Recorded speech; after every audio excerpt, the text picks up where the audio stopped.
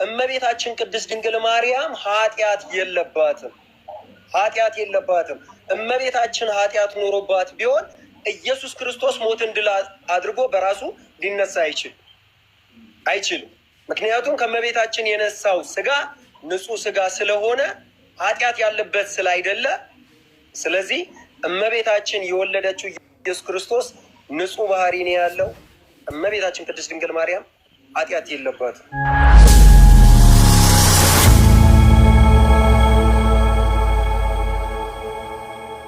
ሌሎቹ የአዳም ዘር ስለሆኑ ራሳቸውን እንኳን ማዳን አልቻሉም፣ እንኳን ሌሎችን ሊያድኑ።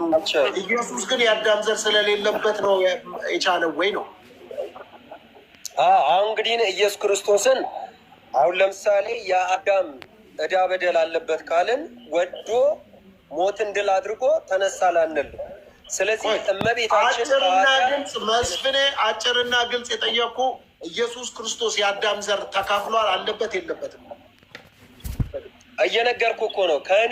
ከንጹህ ባህሪ የተገኘ እውነተኛ ንጹህ ባህሪ ነው ኢየሱስ ክርስቶስ። እኔ የጠየኩ አንድ ሲደመር አንድ ስንት ነው ያልኩ? ሁለት በለኝ። በቃ አሁን አንድ አመጣጧ ሁለት እንደዚህ አመጣጧ አትበለኝ።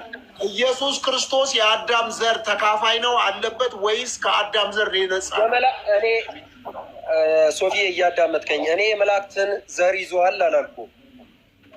የአዳምን ዘር አንተ የተናገርከው አንድ ቃል ልናገር። አንተ የተናገርከው ነቢያቶቹ የአዳም ዘር ስላላቸው የአዳም ዘር ስለሆኑ እንኳን እኛን ሌሎቹን ሊያድኑን ቀርተው ራሳቸውን ማዳን ስላልቻሉ፣ ነገር ግን ንጹህ የሆነው እርሱ ዕዳቸውን ሊከፍል መጥቷል፣ የሁላችንንም ማለት ነው።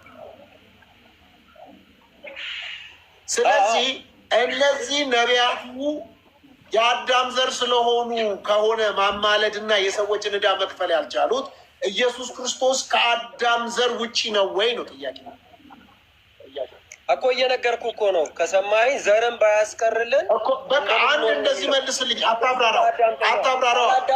በስኔ አታብራራው። እንደዚህ ብለህ ብቻ አብራር ንገረኝ። ኢየሱስ እኔ ነገር ሲስታቃል አይደለም እንደዚህ በላይ ኢየሱስ አይደለማ መስፍን ይኸውልህ፣ እኔ አጭር ጥያቄ ነው የጠየኩህ። ለምን ሩቅ ትሄዳለህ? ኢየሱስ ክርስቶስ የአዳም ዘር ተካፋይ ነው ወይስ አይደለም? አዎ ነው እንደዚህ፣ አዎ አይደለም እንደዚህ ብለህ ታብራራለህ። ያው እየነገርኩ ነው። አሁን ከአዳመጥከኝ አዳምጠኝ። የአዳምን ዘር ይዟል እንጂ የመላእክትን ዘር አልያዘም አልኩህ። ስለዚህ ኢየሱስ ክርስቶስ ቆይ ጥሩ ነው። ኢየሱስ ክርስቶስ የአዳም ዘር ተካፋይ ነው ማለት ነው?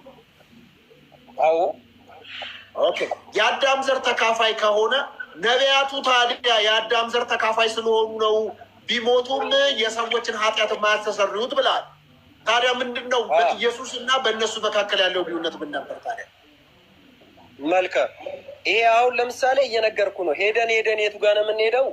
ከክርስቶስ ሞትና ከእመቤታችን ስለመወለዱ ማወቅ ያስፈልገናል። አሁን ለምሳሌ ዘርን ባያስቀርልን፣ ዘር የሚዘራ ሰው ሁል ጊዜ ዘሩን ቀንሶ ያስቀምጣል።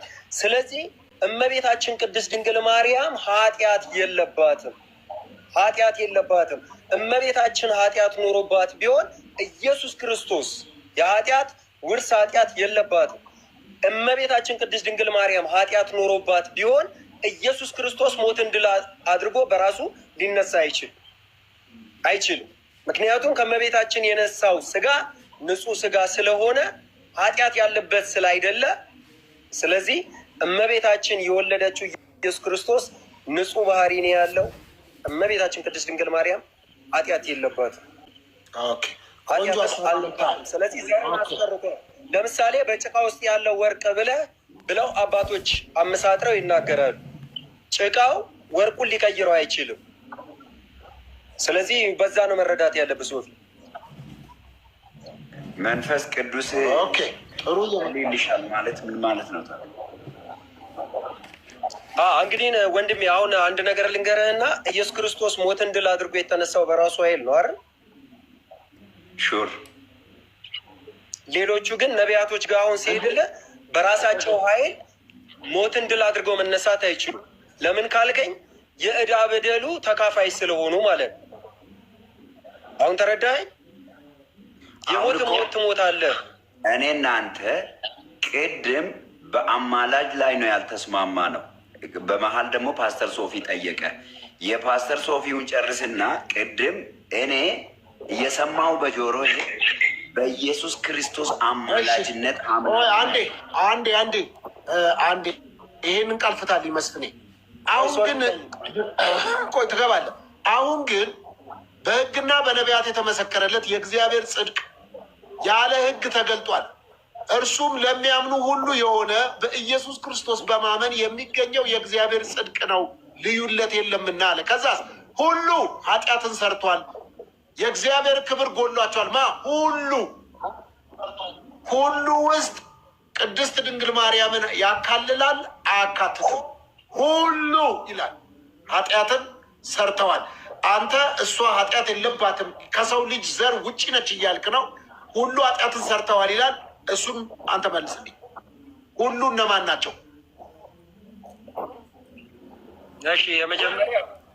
እሺ የመጀመሪያው ዘርን ባያስቀርልን እንደ ሶዶም እንደ ጎመራ ሆነን በቀረን ብሏል ብዬ ነግሬያለሁ። ሁለተኛ ደግሞ ምንድን ነው እመቤታችን ቅድስት ድንግል ማርያም እሱ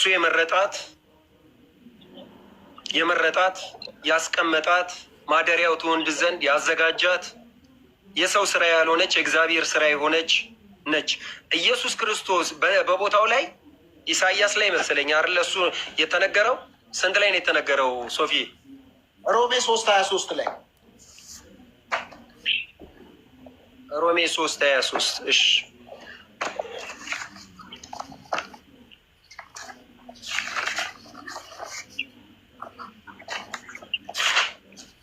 ምዕራፍ 3 ቁጥር 23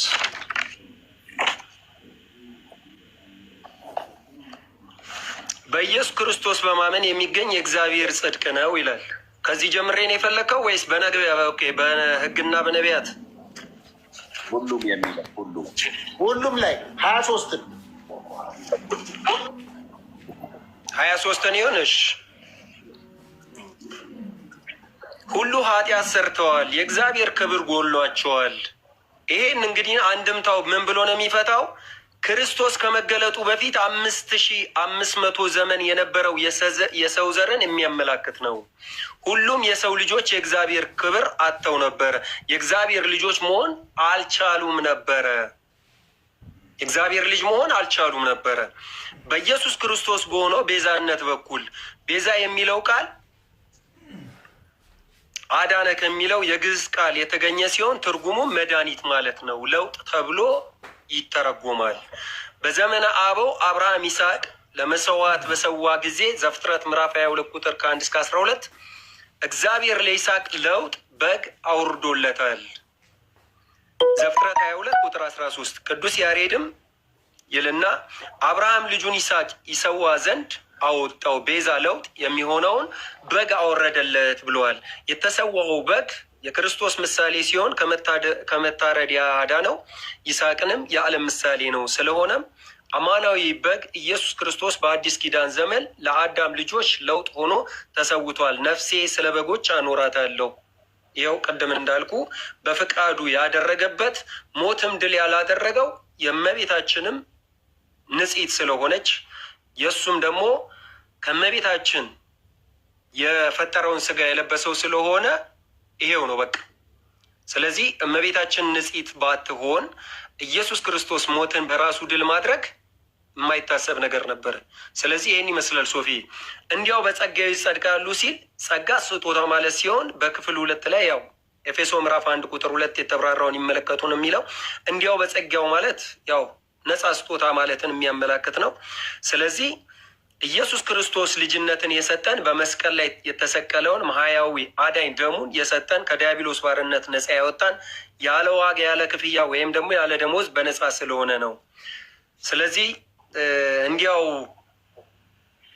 በነፃ የተቀበልናቸውን የሚያሳስበን ነገር ነው እዚህ ጋር ያለው እና አሁን አንተ ካልከው ጋር የሚገናኝ ነገር አለው ብዬ አላምንም። አንተ ነህ እንጂ የማታምነው መጽሐፍ ቅዱሳዊ ነው ማለት እኔም አንተ የተናገርከውን አለማመን እችላለሁ። የራሴ ኦፒኒየን ነው ምናምን ወይ ብትስማብልኝ። አይ አንተ ሁሉም ሰው ስትል ሶፊ አንተ ሁሉም ሰው ስትል እኔ አሁን ለምሳሌ እመቤታችን አንድ ጥያቄ እናድርግ መስፍን፣ ችግር የለም። የሰው ልጆች ሁሉ ኃጢአትን ሰርተዋል እግዚአብሔር ጎሏቸዋል በሚለው ቃል ትስማማለህ አትስማማ? ከዛ ደግሞ ቅድስት ድንግል ማርያም ቆይ ቅድስት ድንግል ማርያም የሰው ልጅ ነች ወይስ የሰው ልጅ አይደለችም? ለምሳሌ መጽሐፍ ቅዱስ ለእሷ የሚሰጣት ለምሳሌ መጽሐፍ ቅዱስ ለእሷ የሚሰጣትና ቦታ ከሴቶች የተለየች እንደሆነች መጽሐፍ ቅዱስ ይናገራል። ይቷል አይደለም? ያላትን ክብር ትውልድ ሁሉ ብጽዕት እንደሚላት መጽሐፍ ቅዱስ ይናገራል። ይሄ ምንም ማንም ሰው ዲናይ ሊያደርገው በማይችል ሁኔታ ስለ ቅድስት ድንግል ማርያም የተሰጣት ክብርና ማንነት ነው። ይህንን ማንም ሰው አልቀበልም ቢል የፈለገበት መሄድ ይችላል። ብጽዕት ናት፣ ቅድስት ናት፣ ከሴቶች የተለየች ናት። ይህ መጽሐፍ ቅዱስ የሚላት ነው። ስለዚህ ነገር ግን የሰው ልጅ ናት ወይስ የሰው ልጅ አይደለችም? ይህንን ብቻ መልስልኝ። ምክንያቱም አሁን መንፈስ ቅዱስ በአንቺ ላይ ይመጣል፣ ይጸልይልሻል። እሺ ቆይ ላስረዳ፣ አታርዝምብኝ። እመቤታችን ኢየሱስ ከመሰቀሉ ሰው ልጅ ናት። እሱን ለኔቱ እመቤታችን ቅድስት ድንግል ማርያም ለሰው ልጅ መርገምቱ ሳይነሳ በቀራንዮ አደባባይ ሳይሰቀል ቅዱስ ገብርኤል መጥቶ ምንድን ያለ? ጸጋን የተመላሽ ሆይ ደስ ይበልሽ። ለሌሎች ተብሏል አልተባለም? እመቤታችን አዳምጠኝ አባቴ፣ ከዛ ጀምረ ፍጡር ናት። ቆይ ተረጋጋ። መሀል አትግባ፣ በመሀል አትግቡበት። አሁን መሀል አትግቡበት። እኔ እኮ ወደ ጥያቄ የገባሁት ፓስተር ደሜ ኦኬ እያልክ ስትከተል እኮ ነው እኔ ጣልቃ የገባሁት እንጂ እኮ እኔ እኮ የለሁበት ጉዳይ ውስጥ ሀሳቡን ለማጫር ነው። ሶፊ እመቤታችን ሲወራ ደስ ነው የሚለኝ። በነገራችን ላይ ብዙ እኔ በመሀል የገባሁት ነው የምልህ። እኔ በመሀል የገባሁት ሀሳብ እንድናነሳ ነው። አሁን በመሀል አንተ ላይ ማንም ሰው ጣልቃ አይግባ። የሀሳብ ልዩነት ካለ ጠብቀውና እዚህ ምታች ያላችሁ ሰዎችን ማውራት ትችላላችሁ። ቤቱ ክፍት ነው። ሁለት ሰው አንድ ሰው እዚህ ታዛቢ ምናምን አውሩ። ዝም ብላችሁ በቃ እንነጋገራለን እዚህ ውስጥ እንጂ እንደዚህ ዝም ብላችሁ አትታዘቡ። ቀጥል መስፍኔ። እሺ የሰው ልጅ ጸጋ በሌለው ሰዓት ጸጋን እንኳን ያገኘ ነው ኢየሱስ ክርስቶስ መጥቶ አባታችን ሆይ በሉ ካለ በኋላ ልጅነታችን እንኳን የተረጋገጠው ከዛ በኋላ ከዛ በፊት አባታችን ሆይ ብለን የምንጠራም ሰዎች አይደለን። ለ5500 ዘመን የሰው ልጅ በነበረበት ፍዳ መዓት ውስጥ ወደ ገነትም የገባ የለም፣ በጸጋም የተላበሰ ማንም የለም። እመቤታችንን ግን ቅዱስ ገብርኤል መጥቶ ምንድን ያላት? ጸጋን የተመላሽ ወይ ደስ ይበልሽ። የጸጋ ባለቤት ነች። የጸጋ ባለቤትነት ማለት ምናልባት ፓስተር ሶፊ ጋር መስበክ ሊሆን ይችላል። ጸጋው ብዙ አይነት ጸጋዎች ላይኖረው ይችላል። እመቤታችን ግን በዚህ ምድር ላይ ያለ ጸጋ በአጠቃላይ የተሰጣት ያላት ነች። እንደማናችንም እናት አይደለችም። 6 ጊዜ ድንግል የሆነች እናት ነች ያለች። በሀሳቧ ድንግል ነች። ስትወለድ ድንግል ነች። ከተወለደች በኋላ ድንግል ነች። ከመጸነሷ በፊት ድንግል ነች። ጸንሳ ድንግል ነች። ስትወልድ ድንግል ነች። ከወለደችም በኋላ ድንግል ነች። እመቤታችን ቅድስት ድንግል ማርያም ይህን ጸጋ የያዘች የትኛውም ሴት በዚህ ምድር ላይ አትገኝም። ዳግመኛም አትፈጠር የእግዚአብሔር ስራ ስለሆነ ስለዚህ እመቤታችን ብስራቱ እንኳን ሲመጣላት የሰው ልጅ መዳንን ያገኘው በቀራንዮ አደባባይ ነው። ጸጋን ያገኘ ነው ሁላችንም ቢሆን በቀራንዮ አደባባይ ላይ በተከፈለው ዋጋ። እመቤታችን ግን ሙሉ ጸጋ ስለነበረች ምንም የሚከለክላት ነገር የለም። ገበሬ እኔ የወይን ግንድ ነኝ፣ ገበሬው አባቴ ነዋል። ገበሬ ደግሞ ዘሩን ጨርሶ አይዘራም፣ ትንሽ ቀንሶ ያስቀምጣል። ገበሬ ነውና ነገም ከነጎዲያውም እዘራለሁ ብለው ያስቀምጣል። እመቤታችን ቅድስት ድንግል ማርያም ከአዳምና ከሔዋን ከበፊት ስህተት ከመስራታቸው በፊት የተቀመጠች እንደሆነ ሊቃውንቶች ይናገራሉ። ሶቢ ስለዚህ አዳምና ሔዋን ከመበደላቸው በፊት ማስረጃ ያው እንግዲህ የቤተ ክርስቲያን ሊቃውንቶች ይናገራሉ። ሶፊ ችግር እኔ የፈለገው ብትለኝ እኔ ችግር የለብኝም። ምክንያቱም አባቶቼ ካሉት ውስጥ ቆይ አዳምጠኝ ሶፊ እኔ በፈለገው ብትለኝ እኮ እኔ ችግር የለውም። እኔ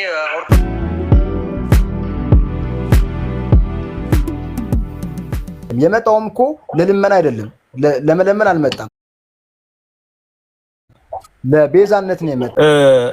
መጽሐፍ ቅዱስ ላይ ትንቢተ ኢሳይያስ 53:12 ላይ እንደዚህ ይላል፣ ስለዚህም እርሱ ብዙዎችን ይወርሳል፣ ከኃያላንም ጋር ምርኮን ይከፋፈላል፣ ነፍሱን ለሞት አሳልፎ ሰጥቷልና ከአመፀኞችም ጋር ተቆራርጧልና፣ እርሱ ግን የብዙዎችን ኃጢአት ተሸከመ፣ ስለ አመፀኞችም ማለደ ይላል። ይሄኛውንስ ወዴት ታስታርቀዋለህ ወንድም? ስለ ኃጢአተኞችም ማለደ ይላል። ይሄንን እንዴት ብለህ ነው የምትፈታው? አይማልድም ካልክ ይሄንንስ ወዴት ታስገባዋለህ የሚል ጥያቄ ነው የምጠይቅህ። መልካም እሺ፣ ማለደ የሚለው ጳውልዬ ልቀጥል ትቀጥላለህ? እስከዛው እኔ ማስረጃውን አሳየዋለሁ። በራሱ ቤተ እምነት የክፍ እንዴት እንደተፈታ አሳየዋለሁ። ቀጥልሽ እንደንብቻችን ማለደ የሚለውን እየሰማኝ ነው ወንድሜ? ማለደ የሚለውን መዝገበ ቃላት ምን ብሎ ነው? በቃ መዝገበ ቃላቱ ምን ብሎ ነው የሚፈታው? ማለደ ስለተባለ ለኢየሱስ ክርስቶስ ልመና ተብሎ አይፈታም። የመጀመሪያው ስህተት ይሄ። መንፈስ ቅዱስም ይማልዳል ይላል። መንፈስ ቅዱስ ይለምናል ማለት ነው አይደለም። ይሄንን ንግግርህን አስተካክል። መጀመሪያ ለኢየሱስ ክርስቶስ ተብሎ አይቀየርም ትርጉም የሚል ንግግር ራሱ ስህተት ነው። ይሄ ንግግር ስህተት ነው። እያዳመጥከኝ አይባልም። አሁን ሚውት አድርግና አዳምጥ። ሚውት አድርገህ አዳምጥ። እኔ አንተ ራስህ ማዳመጥ አይባልም። ካልቻልክ ለኢየሱስ ክርስቶስ ተብሎ ይሄ ልመና ለኢየሱስ ክርስቶስ ማለት አባባል አይስማማ። ይሄ የንቀት ነው አይባልም። ንቀት ነው አይባልም። እንደዚህ ማስረጃ ጠይቅ፣ በእናትህ በእውቀት አውራ አይባልም። መጀመሪያ ማስረጃ ጠይቅ። በቃ ማስረጃ ጠይቅ። አይመለከትህም። ማስረጃ ተብሎ ይኸውልህ ተብሎ ይሄ ቃል አይቀየርም። በቃ ወሬ አባባል ትክክል አይደለም። ይሄው በቃ ኧረ አዳምጠኝ አባቴ። ምንድነው ዝም ብለህ አትጩህ እንዴ? ሶፊያ አንዴ በትልቁ አድርገኝ። ሶፊያ አንዴ በትልቁ አድርገኝ። ይሄው እኔ አይደለም የጻፍኩት ያንተ አባቶች ናቸው። ይሄው ያንተ አባቶች የጻፉት። ዝም ብለህ አንብብ መጀመሪያ። የእርሱ ምልጃ ግን እንደኛ ልመና አይደለም፣ በልመና አይፈታም። ያንተ አባቶች ያው አሳያለሁ ከፈለክ። ይሄው ያንተ አባቶች የጻፉት ይሄው የኔ አባቶች። እኔ ያለ ጽሁፍ አላወራሁም ወንድሜ። ምልጃ አማልድ ኦርቶዶክስ ነው። ኧረ አዳምጠኝሽ፣ እያዳመጥከኝ። ይሄኛው ከየት ያመጣው ነው? የኢትዮጵያ መዝገበ እሺ ይሄው አይ የኢትዮጵያ መጽሐፍ ቅዱስ ማህበር ማለት የኦርቶዶክስ ነው። በአጠቃላይ ክርስቲያኖች የሚያሳትሙት በአጠቃላይ ኦርቶዶክስ ማህበሩ የማህበሩ አሁን ቃላት መጽሐፍ ቅዱስ ላይ ቃል በቃል አይፈታም። በመዝገበ ቃላት ነው የሚፈታው። ሁሉም የተስማሙበት ነው። ስለዚህ ኦርቶዶክስም ፕሮቴስታንትም ብቻዋን ያሳተመችው አይደለም። ይሄው ማየትም ከፈለክ የታተመበትንም ዓመተ ምህረት ከፈለክ ይሄው ጥሩ ነው። መጠንቀቅ በጣም ቅራ ያሰኘኝም እዚህ ጋር ሳይሆን ማስረጃ ብቻ እየጠየቅ እያወራን ዞሮ ንግግር ልክ አይደለም። ኧረ ፍታኝ። እኔ ያለ ማስረጃ ጠይቀው። አሁን ሚውት አድርግና አዳምጥ። ምልጃ ማለደ መሰረታዊ ትርጉሙ አንዱ ስለሌላው መለመን። ተስማማህ አልተስማማህም? ሌላ ትርጉም አለ? ይሄንን ያልኩት እኔ። አዳምጥሻው። ለአንተ በአሁኑ ሰዓት አማላጅ ማን ነው? ኢየሱስ። መልስልኝ። መለሰችልህ። አዚቲ ታይ ማለት አትግቢ። ሌሎች እኮ ሚውት አድርገው የሚያዳምጡት ሚውት አከፋፈት ጠፍቷቸው አይደለም። መሰረታዊ ትርጉሙ አንዱ ስለሌላው መለመን ነው። እነ ሙሴ በምድር ላይ ሳሉ ስለ እስራኤል ማለዱ፣ ጸሎታቸውም ተሰማ። ዘውልቁ ምዕራፍ 14 ቁጥር ከ19 እስከ 20 ክርስቶስ ለደቀ መዛሙርቱ ለመነ።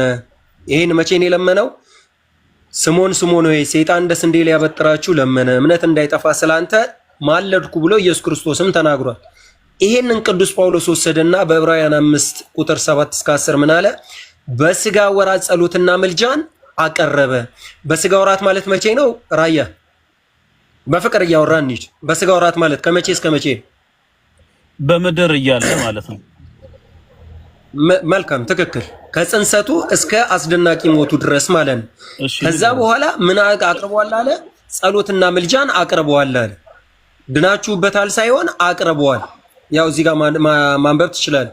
ምዕመናን ለሌሎች እንዲለምኑ ታዘዋል አለ። ምልጃን ለማን ሰጠው? በአጠቃላይ ምዕመናን ለሌሎች እንዲለምኑ ታዘዋል። ምንም ይሄ እኮ ጥያቄ የሌለው ነገር እኮ ነው መስፍንዬ። እግዚአብሔር በክርስቶስ ሆኖ ቆይ ልክ ነው እኮ መስፍን።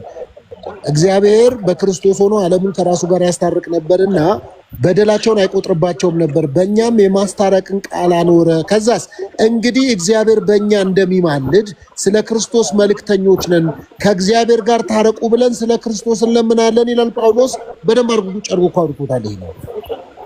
አይ እዚህ ጋር ነው ክርክሩ።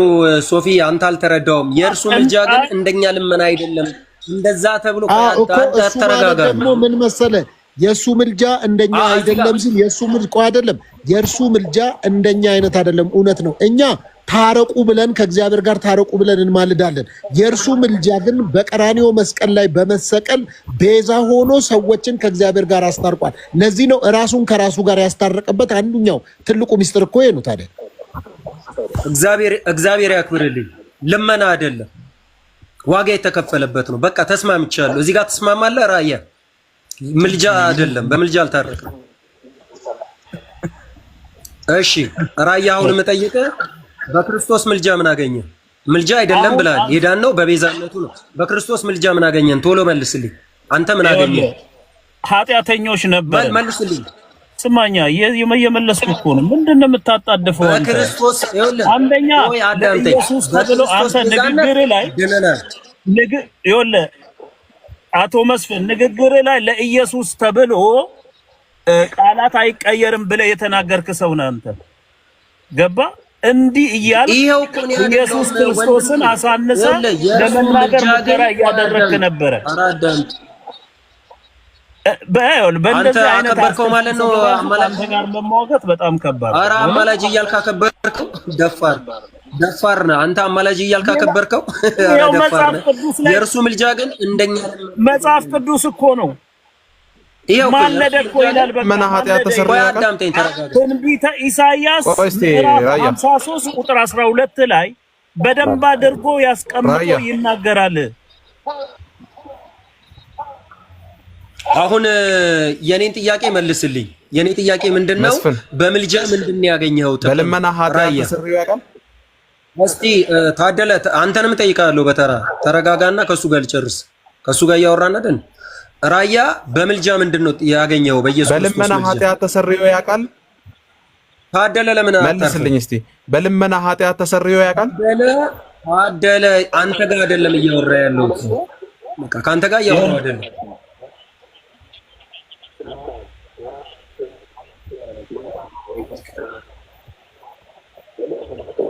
ስህተት ስላየው እኮ ነው።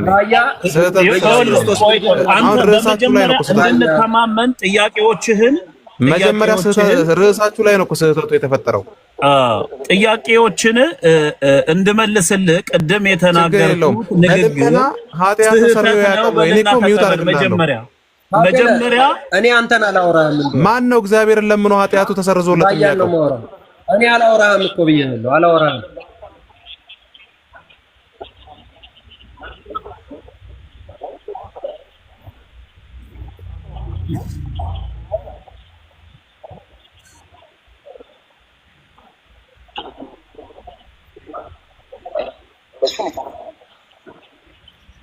ራያ አሁን እኔ ጥያቄ ቆይ ይሄንን መጀመሪያ ከማውራት በፊት አቶ መስፍን ከማውራት በፊት መጀመሪያ ስትናገር በንግግሮች መካከል ማለት ነው ለኢየሱስ ክርስቶስ ተብሎ ቃላት አይቀየርም ያልከውን ንግግር ይቅርታ በላሁ።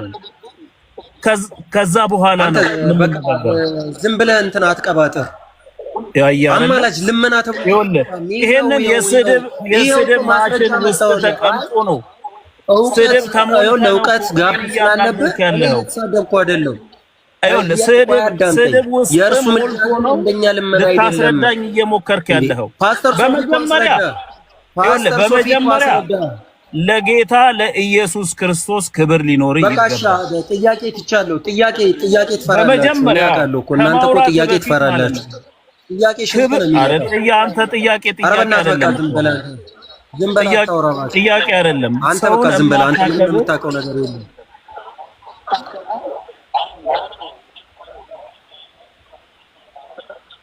አዎ ይሄንን ብሏል። ይሄንን ሶሪ በል ኧረ የምን ሶሪ ነው? አንተ ሶሪ በል ይላል እንዴ ደግሞ? እንደዛ ማለት አለበት መጀመሪያ። ትክክል አይደለም። ለኢየሱስ ክርስቶስ ልመና አይባልም። አንተ ሰውዬ ጭንቅላት ይሰራል። ልመና አይባልም። አንድ ባህሪ እኮ ነው፣ አንድ ፍቃድ እኮ ነው ያለው እግዚአብሔር።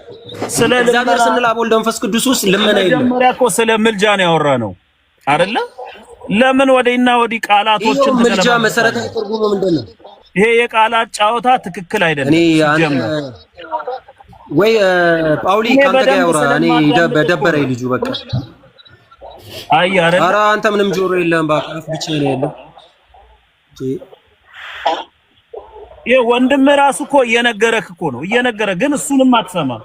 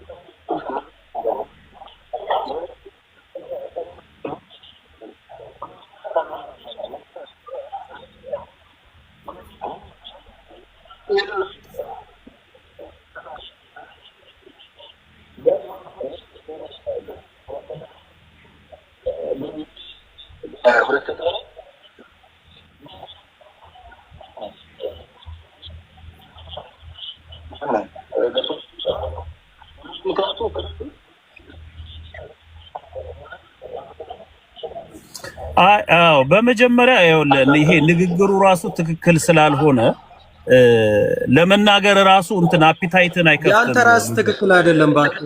ራስ ኢየሱስ ያው አፈን የምከፍተው እኮ አንተ ነው። አፈን እንደዚህ እየተሳደብክ አስረዳህ እኮ ይሄ ነው እውቀት። ውጪ ተናገረ። እኔ ከአንደበቴ ክፉ ነገር አንተ ራስ መቻፍ አረፈ ሚለውን ተናገረ። እዚህ ደግሞ ከሙታን የተነሳው ይላል። ስለዚህ እነሱ ሁለቱንም እስቲ ብፁዕ አስታርቃቸው። ሁለተኛ ካዶሻውን ያነሳው ወደ አንተ ውሰደውና ፍታቸው። ብፁዕ ያነሳው ግን ብፁዕ ግን ማን ነው? ካዶሽ ግን ያነሳው ስለ ምልጃ ነው ያነሳው። በእርግጥ አንተ ስለ ምልጃ ሲል ስለ መለመን ብሎ በትርጉሙ ነው የመጣው። እሱ ግን በጥሬ ቃሉ የሚማለደው በሚለው ነው ሶስቱንም ያነሳቸው። ስለዚህ አንተ ቀጥታውን መቀጠል ትችላለህ። እዚህ ጋር ከሙታን የተነሳው ይላል፣ በስጋው ወራቱን የማለደው። እዚህ ደግሞ ሮሜ 8:34 ከሙታን የተነሳው በእግዚአብሔር ቀኝ ያለው የሚል ነው ማስረጃ ይዞ የመጣው እሱ። እነሱን አስታርቃቸው አንተ ጊዜው ሰጥ። በጣም ጥሩ። አሁን መሰረታዊ ሀሳቡ ይሄ ነው። ለምሳሌ በግልጽ ቋንቋ አማርኛን አንብቦ መረዳት የምትችሉ ሰዎች ካላችሁ እዚህ ቤት ውስጥ ፓስተር ሶፊ ሲዋሽ ብታገኙት፣ ቢዋሽ የትም ቦታ ላይ ሲገኝ ይሄ የሚዋሸው ይባላል። ለምን? ስለዋሸ። መስፍን እዚህ ቤት ውስጥ በሆነ አጋጣሚ ሰው ሲጎል ብናገኘው፣ የትም ቦታ ብናገኘው ይሄ ሰው የሚገለው እንላለን። ለምን? ስለገደለ ነው። የገደለ የሚገለው፣ የዋሸ የሚዋሸው ይባላል። ያጠፋ የሚያጠፋው ተብሎ ይጠራል። የተበተስ የሚተብተው ሊባል ይችላል። ሰው ሲመክር ሰው መክሮ ሲያስታርቅ የተገኘ የሚያስታርቀው ተብሎ ይነገርለታል። ይሄ የአማርኛ ቃላቱን በአግባቡ መረዳት የሚችል ሰው ኢየሱስ ክርስቶስ ሐዋርያው ጳውሎስ ሲያውቀው የሞተው መሆኑን ያውቃል። የሞተው እሱ ኢየሱስ፣ ከሙታን የተነሳው እሱ ኢየሱስ፣ በእግዚአብሔር ቀኝ ያለው እሱ ኢየሱስ ደግሞ በእግዚአብሔር ቀኝ ያለው አለው በእግዚአብሔር ቀኝ ስላለ ነው። የሞተው ያለው ስለሞተ ነው። የተነሳ ያለው ስለተነሳ ነው። ይህ ኢየሱስን ምን አለው? ደግሞም አለ ሲማልድ ያየው ነውና ምን ብሎ ሲማልድ? አቤቱ የሚያደርጉትን አያውቁምና ይቅር በላቸው ብሎ ሲማልድ ያየው ነውና ደግሞም ስለ እኛ የሚማልደው ክርስቶስ ኢየሱስ ነው አለ። ከምን ተነስቶ? ሲማልድ አይቶታልና። ምልጃ መሰረታዊ ትርጉሙ አማለደ ማለት ስለሆነ ምልጃ መሰረታዊ ትርጉም አንድ ነገር ምልጃ የሚባለው ካማለደ ነው።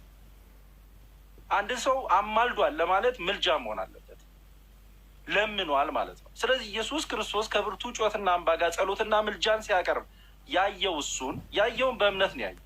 ሐዋርያው ጳውሎስ በቦታው አልነበረም። ያየውን ኢየሱስ ምን አለው? ስለኛ የሚማልደው ክርስቶስ ኢየሱስ ነው ብሎ መሰከረለት። ባይማልድ ኖሮስ የሚማልደው እሱ ነው ብሎ ባልመሰከረለት ነበረ። ሲማልድ ስላየው ነው የሚማልደው ብሎ የጠራው።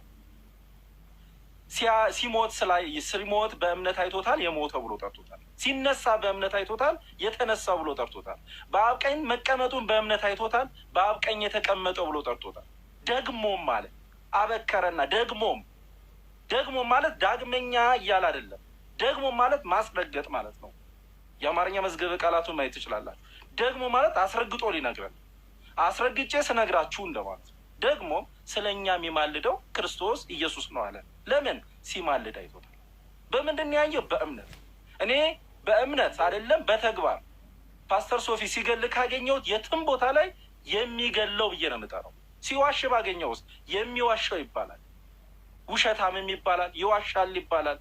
ይሄ ገላጭ ቃል ስለሆነ ነው። ስለዚህ ኢየሱስ ክርስቶስን ሲማልድ ያየውን የሚማልደው ክርስቶስ ኢየሱስ ነው ብሎ በኩራት ከነገረን በኋላ ይህ የሚማልደው ክርስቶስ ኢየሱስ ነው ብሎ በኩራት የነገረን ሲማልድ አይቶት በኩራት የነገረን እሱን ምን አለው? ቁጥር 35 ላይ ከሱ ፍቅር የሚለየን ማን ነው አለ። ፍቅሩን የገለጠው በአብ ቀኝ ላይ አይደለም፣ በመስቀል ላይ ሆኖ ነው ፍቅሩን የገለጠው። ምን ብሎ? አቤቱ የማያደርጉትን አያውቁምና ይቅር በላቸው ብሎ ፍቅሩን የገለጠው በመስቀል ነውና ያህንን ፍቅር አይቷል። ስለምን ሲያደርግ? ሲማልድ። ምን ብሎ? አቤቱ ብሎ ከብርቱ ጩኸትና እንባ ጋር። ስለዚህ ከክርስቶስ ፍቅር የሚለየኝ ማን ነው? ከዚህ ሕማም፣ ከዚህ ሲቃ፣ ከዚህ አገልግሎት የሚለየኝ ማን ነው አለ። ረሃብ ነው? ጥማት ነው? ችግር ነው? ረሃብ፣ ቸነፈር ነው? ምንድን ነው አለ። ከክርስቶስ ፍቅር ሊለየኝ ማንም የሚችል እንደሌለ ታሁን የተረዳሁት ብሎ ነገረን ማለት ነው ሐዋርያው ጳውሎስ። ስለዚህ እየገባ ያለው እዚህ ጋር መሰረታዊ ትርጉምም ሲያስቀምጥልን አባቶች ማለደን አማለደ ብላችሁ ተረዱ። ማለደን እያማለደ እንዳንል እኮ ነው። መሰረታዊ ትርጉም ላይ አማለደ ብላችሁ ተረዱ። ለምን? ሐዋርያው ጳውሎስ ሲያማልድ አይቶ የሚማልደው እሱ ነው ብሎ ስለጠራ፣ ክርስቶስም ሲያድን ስላየ ነው የሚያድነው ያልነው። ስላስታርቆ ስላስመሰከረ ነው የሚያስታርቀው ክርስቶስ ነው የምንለው። ለምን? በደም ዋጋ የገዛን እሱ ስለሆነ ነው በደም ዋጋ የገዛን ብለን የምንጠራው። ስለዚህ ከክርስቶስ ፍቅር የሚለየን ማንም እንደሌለ የተረዳ ነው እንዳማለደን ስለገባን ነው። ሲያማልደን ምን አድርጎ? ከብርቱ ጩኸትና እንባ ጋር ፍቅር በቀላቀለ ጩኸት ነውና። ይህን የሚቃወም ካለ አሁንም ላስተናግደው ዝግጁ ነኝ። ሶፊዬ፣ እሺ፣ ሀሳብ ያለው መቀጠል ይችላል። ኦኬ። አይ ባይዞ ቅድም ያወጣችሁ በትልቁ አድርገኝና ይህንን የብፁዕ አምላክ ቃለ ሕይወት ያሰማልን። ይህን ሀሳብ ራሱ የመጽሐፍ ቅዱስ ማህበሩ ምን ብሎ እንደሚፈታው ማለት ነው። ቪዲዮ አንድ ጊዜ ላብራና ሀሳቡን እንየው። ቅድም መስፍን ያወጣው መጽሐፍ ነው። እንደዚህ ይላል። ዋና ሀሳቢን ለመያዝ ያክል የእርሱ ምልጃ ግን እንደኛ ልመና አይደለም ካለ በኋላ ምክንያቱን ሲያስረዳ አንድ ጊዜ ራሱን መስዋዕት አድርጎ በማቅረብ ለምእመናን ፍጹም ደህንነትን አስገኝቶላቸዋል ይላል። ለብሎ ለዘላለም ሕያው ሆኖ በሰማይና በምድር ስልጣንን ሁሉ በመቀበል በአብ ቀኝ ተቀምጧል ይላል። የሚገርመው ለዚህ ሀሳቡ የሚያስቀምጠው የመጽሐፍ ቅዱስ ማብራሪያ ቅድም ቃዱሽ ወንድማችን የሚያስቀምጣቸው ነው። ይሄ ሮሜ 8:34 በአብ ቀኝ መቀመጥን ስለማስረዳት ማስረጃ አድርጎ ያቀረባቸው ህዳግ ወይም ጥቅስ ሮሜ 8:34፣ ዕብራውያን መልእክት ምዕራፍ 7 ቁጥር 25፣ አንደኛ የዮሐንስ መልእክት ምዕራፍ 2 ቁጥር 1 ነው። ጠበቃ የሚለውን ዕብራውያን 7:25 ያለው ደግሞ እሱ ግን የማይሞት ስለሆነ ሊያማልድ ዘወትር በሕይወት ይኖራል የሚለውን እና ሮሜ 8:34 ስለ እኛም የሚማልደው የሚለውን በማስረጃ አቅርቦ የሚናገረው በአብ ቀኝ መቀመጥ ነው ብሎ ነው። እነዚህን 3 ጥቅሶች ብዙ ሰዎች የሚስቱባቸው ናቸው። መጽሐፉ ማህበሩ ሲፈታው ግን እነዚህ ጥቅሶች የሚያወሩት በአብ ቀኝ ስለመቀመጥ ነው የሚል እንድምታ ያለው አድርጎ ነው የሚያቀርቡት። ቤተ ጳውሎስ ዕብራውያን 7:25 እንቀጥላለሁ። ዕብራውያን 7:25 ስለምቀጥል አሁን በሮሜ 8:34 ላይ ስላዳመጡን ይህንን የሚቃወም ወይም ደግሞ ይህንን ትክክል አይደለም የሚል ሰው ካለ እድሉን እንስጥና ጨርሰ ነው ወደ ዕብራውያን 7:25 ደግሞ እንሄዳለን። ኦኬ። አይ አንተ ያወራው ምን መሰለህ? ኦልሬዲ ክርስቶስ አንዴ ፈጽሟል የምትለውን ማንም የተቃወመ የለም። ባይዞ ክርስቶስ ኦልሬዲ ያው ፈጽሟል። ግን ያ የሰራው ስራ ዛሬም ሁሌም ለዘላለም እኛን ያስታርቅ። ተቃወምከኝ ብቻ ነገር ያለብህ ከተቃወምከኝ ብቻ ካዱሽ ከተቃወምከኝ ብቻ ነው። የሚቃወም የለም ካልከኝ በቃ ከተቀብለኸዋል ማለት ነው። አይ አንተ አሁን ያበላሹ ያ ኦልሬዲ አሁን አያስታርቀንም ያው ነው የምትቃወመው አለ። መጀመሪያ ቆይ አያስታርቀንም አልካለኝ። ቆይ ካዱሽ እያረ አያስታርቀንም አልካለኝ ትለኛለህ። ተው የምትቃወመኝ ከሆነ ያው በተናገርኩት ነገር ላይ ቆየኝ፣ ተረዳኝ። ያ የሰራው ስራውን ያስታርቅ። ካዱሽዬ እባክህ እንድታወራ ነው። አንተ እኮ ካዱሽዬ እኔ ላወራ አይደለም እንድታወራ ነው የፈለግኩት። አንተ ስታወራ የሚታረግ ካዱሽዬ እኔ እንድታወራ ነው ላወራ አይደለም። እባክህ አንዴ ላወራ አይደለም አንተ እንድታወራ ነው እያመቻቸው ያለሁት። አሁን በተናገርኩት ነገር ላይ የምትቃወመው ከሆነ ቀጥታ እቃወመዋለሁ ብለህ ቀጥል። የማትቃወመው ከሆነ እቀበለዋለሁ በለኝ። ከዛ ወደ ዕብራውያን 7:25 ደግሞ እንሄዳለን። አዎ እቃወመዋለሁ። የምቃወም ለምን መሰለህ? እናንተ አሁን ባወጣችሁት እንትን ላይ ማብራሪያው ላይ ምልጃ የሚለውን የፈታው የክርስቶስ ምልጃ ይለምናል ብሎ አይደለም የፈታው። የክርስቶስ ምልጃ መሰረታዊ ትርጉሙ ልመና ካለ በኋላ የክርስቶስ ምልጃ እንደዛ አይደለም ብሎ ነው የፈታው። አየህ፣ እኛም እንደዛ ክርስቶስ ይለምልናል ብለን አልናምንም። ክርስቶስ ኦልሬዲ መስቀል ላይ ያ የሰራው ስራ ዘውትር እኛን ዕብራውያን ጻፊ ሲናገር ምዕራፍ 7 ቁጥር 25 ዘውትር ያስታርቃል እንዳለው ያ ካዱሽ ዕብራውያን 7:25 አይደለም እያወራን ያለ ነው። ሮሜ 8:34 ትክክል ከሆንኩኝ ተቀበለኝ፣ ትክክል ካልሆንኩኝ አርመኝ። ሮሜ 8:34 ላይ ነው ያለን። ቅድም ሶፊ እንዳስተካከለው ማለት ነው። ስለዚህ ሮሜ 8:34 ላይ የተናገርኩት እውነት ከሆነ እውነት ነው በለኝ። 7:25 ደግሞ እናያለን። ትክክል ካልሆነ እውነት ካልሆነ ደግሞ እውነት አይደለም እውነቱ ይሄ ነው ብላ አሳየ።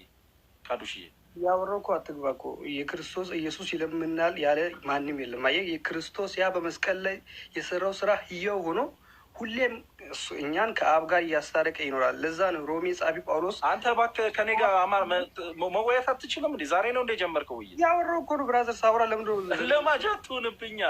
እኔ ሮሜ 8:34 አስረዳው ተባልኩኝ። ራያ እባክህ አስረዳው ወይ ሮሜ 8:34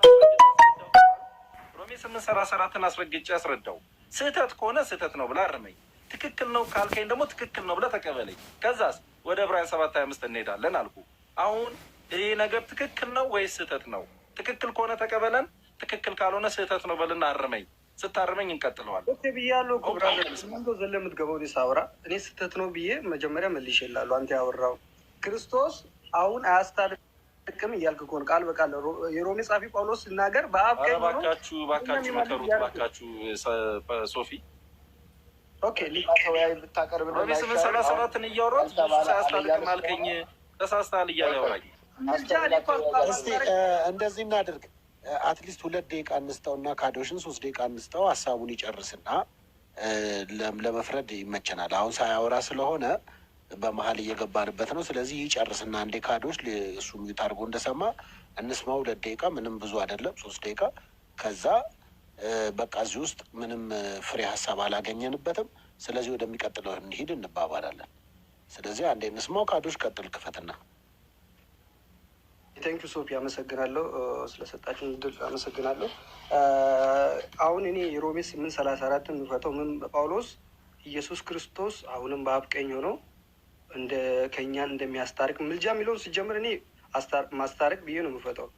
ምክንያቱም የመጽሐፍ ቅዱስ እናንተ አሁን ቅድም ባወጣችሁበትም ቃል በቃል ምልጃም ብሎ የሚለውን መሰረታዊ ትርጉሙ ልመና ካለ በኋላ የኢየሱስ ክርስቶስ ምልጃ ደግሞ ልመና አይደለም ብሎ ነው የፈታውና ኢየሱስ ክርስቶስ አንዴ መስቀል ላይ ያ የሰራው ስራ እኛን ሁሌም ያስታረቀን እኛን ከእግዚአብሔር ጋር ሁሌም እያስታረቀን ይሆናል ብዬ ነው የምፈታውና ሮሜ ለዛ ነው ጳውሎስም በአብ ቀኝ ሆኖ ስለኛ የሚማልደው ብሎ ያለው። ስለዚህ በአብ ቀኝ ሆኖ ስለኛ የሚማልደው የሚለው አሁንም እያስታረቀን እንደሆነ ወደፊትም እንደሚያስታርቅ ያ የሰራው ስራ ሁሌም እየሆኑ እንደሚቀጥል ነው የሚያወራው እና ኦልሬዲ ከዚህ በፊት ያስታርቁ ብቻ ብሎ አይደለም ጳውሎስ እዛ ክፍል ላይ እያለ ያለው። ስለዚህ እኔ እንደዛ ብዬ ነው የምንረዳው። ቴንክ ዩ። እሺ ካዱሽ እግዚአብሔር ያክብርልኝ። መስፍኔ ሮሜ 8:4 ወይም ደግሞ ምልጃን ማስታረቅ ብሎ ይፈታል እንዲህ መጽሐፍ ቅዱስ መዝገበ ቃላት።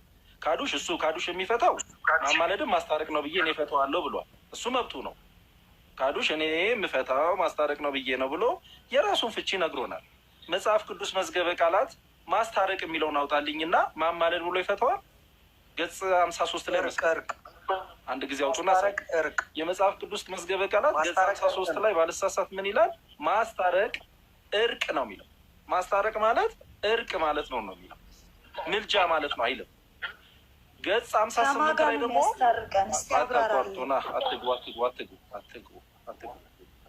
አትግቡ ይኸውላችሁ የሚማልደው ስትል ቆጀስ እናውራ።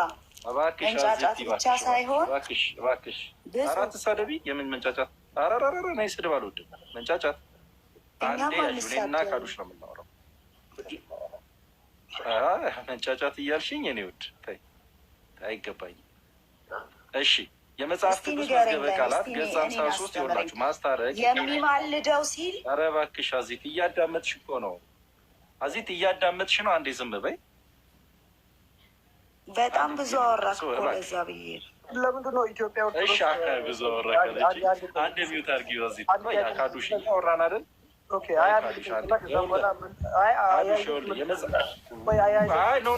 ምንም አያይዝልህ ነገር የለም። እንዳትመለስ እረፍ። በቃ 2 ደቂቃን ተጠቅመሃል። 2 ደቂቃን ተጠቅመሃል። ቪዲዮ መልስልኝ። በዚህ መሀልም ይኸው ማርያም ታማልዳለች የሚለውንም አስገቡ። አሁን ስለ ማርያም እያወራን አይደለም። ማልድም የሚለውንም አታሳየን። ምንድን ነው የምትበጠብጡት? አንዴ አዳምጠኝ። አወራህ እኮ 2 ደቂቃ ተሰጠህ። 2 ደቂቃ ተሰጥቷል። አውርተሃል። አንዴ ዝም በል አይደለም 2 ደቂቃ እኮ ተሰጠህ። አወራ ምልጃ የሚለው ቃል በ2000 እትሙ ላይ ኦርቶዶክስ ካዱሽ 2 ደቂቃ ተሰጥቶ አውርተሃል። አንዴ ዝም በል ነበርና ያንንም እንድትመልስልኝ ይመልስልሃል። እሱ አምላክ ይኸው ማስረጃ አንብብለት። እሺ እኔ ጳውሎስ እኔ ልናገረው። ይኸውላችሁ የመጽሐፍ ቅዱስ መዝገበ ቃላት ገጽ 53 ላይ ማስታረቅ ይላል። ይሁት ማስታረቅ ማለት ማማለድ ማለት ነው አይልም። ማስታረቅ ማለት እርቅ ማለት ነው። ሚውት አድርገው መስፍኔ። ማስታረቅ ማለት እርቅ ማለት ነው ይላል። አያችሁ፣ ይኸው ምንም አያብራራ። በቃ ማስታረቅ ማለት ማማለድ ነው ያለው ማን ነው? ካዱሽ ነው። እኔ የምተረጉመው ምን ብዬ ነው አለ? ማስታረቅን ማማለድ ነው ብዬ ነው እኔ የምተረጉመው አለ። እኛ ምናምነው ትውልዱ ማመን ያለበት ፍጥረት ሁሉ የሚያምነው የካዱሽን ትርጉም አይደለም፣ የመጽሐፍ ቅዱስ መዝገበ ቃላትን ትርጉም ነው። ይኸው ምልጃን ደግሞ ምን ይለዋል? ምልጃ አማለደ ማለት ይለዋል። ገጽ 58 ላይ ማስታረቅ ነው ማለት ነው ብሎ አላስቀመጠም። የለም የሌለውን እኛ እንቀበልም። ምን ይላል? መሰረታዊ ትርጉሙ አንዱ ስለሌላው መለመን ማለት ነው። ማማለድ ማለት መለመን ማለት ነው ይላል። ስለዚህ ማማለድ ማለት ማስታረቅ ማለት ነው ብሎ ካዱሽ በራሱ ከፈታ አምሶሪ ካዱሽ ልረዳሃል። እኔ ደግሞ የካዶሽን ሀሳብ በማስረጃ ላምጣሽ ምን ማለት እንደሆነ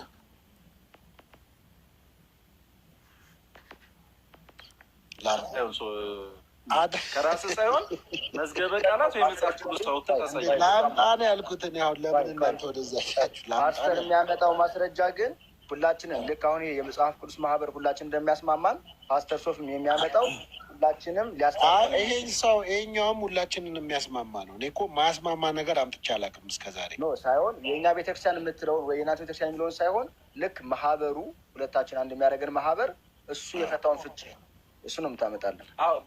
ቤተ ጳውሎስ ሶፊ የሚያመጣው ስንሰማው ነው የምናውቀው። እንስማው። ያስማማ የምናውቀው ስንሰማው ነው። ነገር እሺ ኦኬ ቆይ እንዲታይ በደምብ ላጽዳው ካሜራዬንና የአማርኛ መዝገበ ቃላት ይዘህብህ እንዳትመጣ ሶፊዬ። እኛ መጽሐፍ ቅዱስ የምንረዳው በመጽሐፍ ቅዱስ መዝገበ ቃላት ነው። በአማርኛ መዝገበ ቃላት አይደለም። ሶፊ ግን ተወያዩ ይልና መልሶ ደግሞ መሀል ይገባል። የሚገባው ነገር ነው። ሲፓራ ምንድን ነው የምትይው? እኔ እኮ አንዳንዱ ልካድ እንዴ አላወራም እንዴ? ተወያዩ ካልክ በኋላ ሲወያዩ መሀል የምትገባው ነገር አለ እንዴ? ፕላትፎርሙ እኮ እኔ ካላወራው ይዘጋል። አታውቂም? አይ ሶፊዬ አንተማ ጥሩ እኮ ነገር እኛ መጽሐፍ ቅዱስ የምንረዳው በመጽሐፍ ቅዱስ መዝገበ ቃላት ለምን መዝገበ ቃላት የአማርኛ መዝገበ ቃላት ይዘብን እንዳትመጣ አይደለም። ያወራ ነው አማርኛ ነው። ይኸውልህ አማላጅ ምን ማለት ነው? አማላጅ የሚለው ቃል የተገኘው ማለደ ከሚል ግስ ሲሆን ይላል። ማለደ ማለት ደግሞ ለመነ ወይም ጸለየ ማለት ይሆናል። መማለድ ማማለድ ማለት መለመን። ቆይ እንዴ ማማለድ ልጨርሳት። ምንጩን አላየሁትም። አትሊስት ልጨርስ። ቪዲዮ ክፈትልን። የምታነበው መጽሐፍ አናውቀውም ሶፊዬ እኮ። እኔን ለምንድን ነው የማትሰጡኝ እናንተ እድል? እኔ እናንተ እድል ሰጥቻችሁ ነገሩን እኮ ግዴታ ውሰድ። እድል አይደለም የከለከልን። መጽሐፉን አሳየን። ምንጩን አላወቅ ነው የምታነበውን። ያውን መጽሐፍ ይሁን ቁርአን ይሁን ምንም አውቀው ነገር የለም። አይ ከቁርአን አላነብም። ቁርአን አላነብም። ያው ምንድን ያነበብከው? ምን እያነበብክ እንደሆነ ላንብብልሽ። አንዴ ልጨርሰውና ምንጩን እነግርሃለሁ። መጀመሪያ ላንብበው። አማላጅ ማለት ምን ማለት ነው? አማላጅ የሚለው ቃል የተገኘው ማለደ ከሚል ግስ ሲሆን ማለደ ማለት ደግሞ ለመነ ወይም ጸለየ ማለት ይሆናል። መማለድ ማማለድ ማለት መለመን ማስታረቅ ሲሆን አማላጅ ደግሞ ይህን ተግባር የሚያከናውነው ነው። ተግባሩ ደግሞ ምልጃ ይባላል። ነገር ግን ማለደ የሚለው ቃል ሌላም ደግሞ ትርጉም አለው ብሎ በደንብ አድርጎ ያብራራል። እና አሁን ግዴታ ይሄንን ተቀበሉ ማለት እኮ አይደለም። በቃ ከጣመ ነው ምንጩን ሶፊዬ መጽሐፍ ነው። ምንድን ነው ያነበብከው? ነው ያላቀው? ይኸው እየነገርኩህ እኮ ነው። መዝገበ ቃላት ነው የአማርኛ መዝገበ ቃላት ነው ያነበብኩልህ። በጣም ይኸውልህ ሶፊዬ አንዴ መስፍን እኛ መጽሐፍ ቅዱስ ሲሰጠን ለመጽሐፍ ቅዱሱ መዝገበ ቃላት ተሰጥቶናል። ለመጽሐፍ ቅዱስ መዝገበ ቃላት የራሱ ተሰጥቶናል። መጽሐፍ ቅዱስ ብቻ አትቀበልም እንዴ? እሺ ሶፊዬ እኔ እናንተ እኮ የወሬ መዝገበ ቃላት አይደለም እኮ መጽሐፍ ቅዱስ በወሬ መዝገበ ቃላት አይደለም። ተርጓሚዎቹም እኮ ሊሳሳቱ ይችላሉ። ተርጓሚዎቹ ኧረ እባክህ አንዴ ልጨርስ። ራያ አይደለ የተስማሙት ተርጓሚዎቹ ራሱ ሊሳሳቱ ራያ እባክህ አንተ አልገባህም። ያልገባህን ማሰብ ጥሩ ነው። ቆይ አንዴ ራያ እኔና ሶፊ ተግባብተናል። ይኸውልህ ሶፊ ያነበበው የአማርኛ መዝገበ ቃላት ነው። የአማርኛ መዝገበ ቃላት የሚያገለግለው ለወሬ ነው፣ ለንግግር ነው። ለወሬ ለንግግር አማርኛ ስናወራ አማርኛ ቆይ አዳምጦ እባካችሁ ዝም ብላችሁ ራያ እባክህ። አማርኛ ስናወራ አማርኛ ስንነጋገር መዝገበ ቃላት ያስፈልገናል። መዝገበ ቃላት ተሰጥቶናል። መጽሐፍ ቅዱስን ስናነብ መጽሐፍ ቅዱስን ስንረዳ ደግሞ የመጽሐፍ ቅዱስ መዝገበ ቃላት ተሰጥቶናል። የመጽሐፍ ቅዱስ መዝገበ ቃላት በአማርኛ መዝገበ ቃላት እንድንፈታ ማን ፈቀደልን? በአማርኛ መዝገበ ቃላት እንዳንፈታው ነው ለምን የተሰጠን? የመጽሐፍ ቅዱስ መዝገበ ቃላት የተሰጠን። ስለዚህ የመጽሐፍ ቅዱስን መዝገበ ቃላት ለመጽሐፍ ቅዱሱ ነው የምንተውለት። የአማርኛ መዝገበ ቃላት ለአማርኛ ንግግር ነው የምንተውለት። አንድ አይነት መዝገበ ቃላት አንድ ነው። የመጽሐፍ ቅዱስ መዝገበ ቃላት አንድ። እኛ የምናወራው ደግሞ መጽሐፍ ቅዱስ ነው የምናወራው። እያወራን ያለ ነው የእግዚአብሔር ቃልን እንጂ የአማርኛ ቃልን በመንፈስ ተመርተው እኮ የተረጎሙት እኮ አይደሉም እንደ ሐዋርያቶች አይደለ? የመጽሐፍ ቅዱስ ህብረት ተሰብስበው የተረጎሙት ትርጉም ነው። ትርጉም ላይ ሊሳሳቱ ይችላሉ። ስለዚህ አልተሳሳቱም። እና ይኸውልህ አማርኛ ላይ ደግሞ የረቀቀ ቋንቋውን በደንብ አድርጎ የሚተረጉም ካለ የተሻለ ትርጉም በግሪኩም በተለያየ ቋንቋም ወስደ የግሪኩም እንዲህ ነው የሚለው ብለህ ልተረጉም ትችላለህ። እንኳን የአማርኛ መጽሐፍ ቅዱስ ስህተት አለበት ብለህ ነው የምታምነው? ጉድለት አለበት ብለህ ታምናለህ? እኔ እንደዛ እያልኩ አይደለም። በቃ እንደዛ ማታምን ከሆነ የተሰጠን የአማርኛ መጽሐፍ ቅዱስ ተጠቀም። መማለድ የሚለውን የበለጠ አፍታቶ የሚናገር ንግግር ነው። አሁን ሶፊ አምጥቶ ሲያሳየን የነበረው እባካችሁ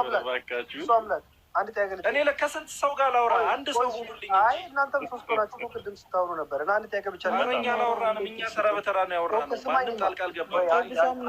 በጣም ብዙ እያወራህ እኮ ነው። ኦኬ ብዙ አዎ ብዙ ነው ማውራው። ፀሐይ አንድ ሰው እስካወራኝ ድረስ ብዙ ነው ማውራው። ብዙ አንዴ እስቲ ፀሐይ ታውራ ተወስቲ ቆይ አንዴ ብቻ ፀሐይ ከኔ ጋር ነው ልታወራ የምትችለው። ፀሐይ ፕሮቴስታንት ከሆነች ከኔ ጋር ነው የምታወራው። ግን አንድ ሰው ያውራኝ ነው ያልኩት። እሺ አንድ ጥያቄ ብቻ ለምንድን ነው ኦርቶዶክስ አጠይቀኝ ካሉሽ ለፀሐይ ተውላት። ለፀሐይ ተውላት። ለምንድን ነው በሁለት ሺህ እትሙ ላይ ምልጃ የሚለውን ፍርድ? አሁን እኛ የመጽሐፍ እርማት አይደለም ርዕሳችን። ካዱሽ ርዕሳችን የመጽሐፍ እርማት አይደለም። እውነቱን እናውራ ነው። እውነቱን እንግለጥ ተባባልን እንጂ የመጽሐፍ እርማት ሂደን የወልህ ካዱሽ አትበለኝ። የወልህ ካዱሽ አትበለኝ። እኛ የምናወራው አሁን የወንጌሉን እውነት እንግባባ ነው እየተባባልን ያለ ነው እንጂ እዛ ምን ተጻፈ እዛ ምን ተጻፈ እንባባል አይደለም ርዕሱ። ስለዚህ የወንጌሉ እውነት ደግሞ ምንድን ነው የሚያሳየው? ኢየሱስ ማማለዱን ይናገራል። እያማለደ ነው ለሚለው ምንም አይነት እውነት የለም ብዬ እያሳየው፣ አንተ ደግሞ እያማለደ መሆኑን እውነትን ገልጣ አሳየኝ። የኔን ስህተት ገልጣ አይደለም የምታሳየኝ፣ የአንተን እውነት መጽሐፉን ገልጣ አሳየኝ። ስለዚህ አንድም ቦታ እያማለደ ነው የሚል የለም። ዕብራውያን 7:25ንም ገልጬ ልንማማርበት እንችላለን። ቀድመን ሮሜን እንዝጋ ብለን ነው አለ። ፀሐይ መቀጠል ትችላለች። እድሉን ሰጧታላችሁ። ፀሐይ ተፈቅዶልሻል። ፀሐይ መቀጠል ትችላለሽ።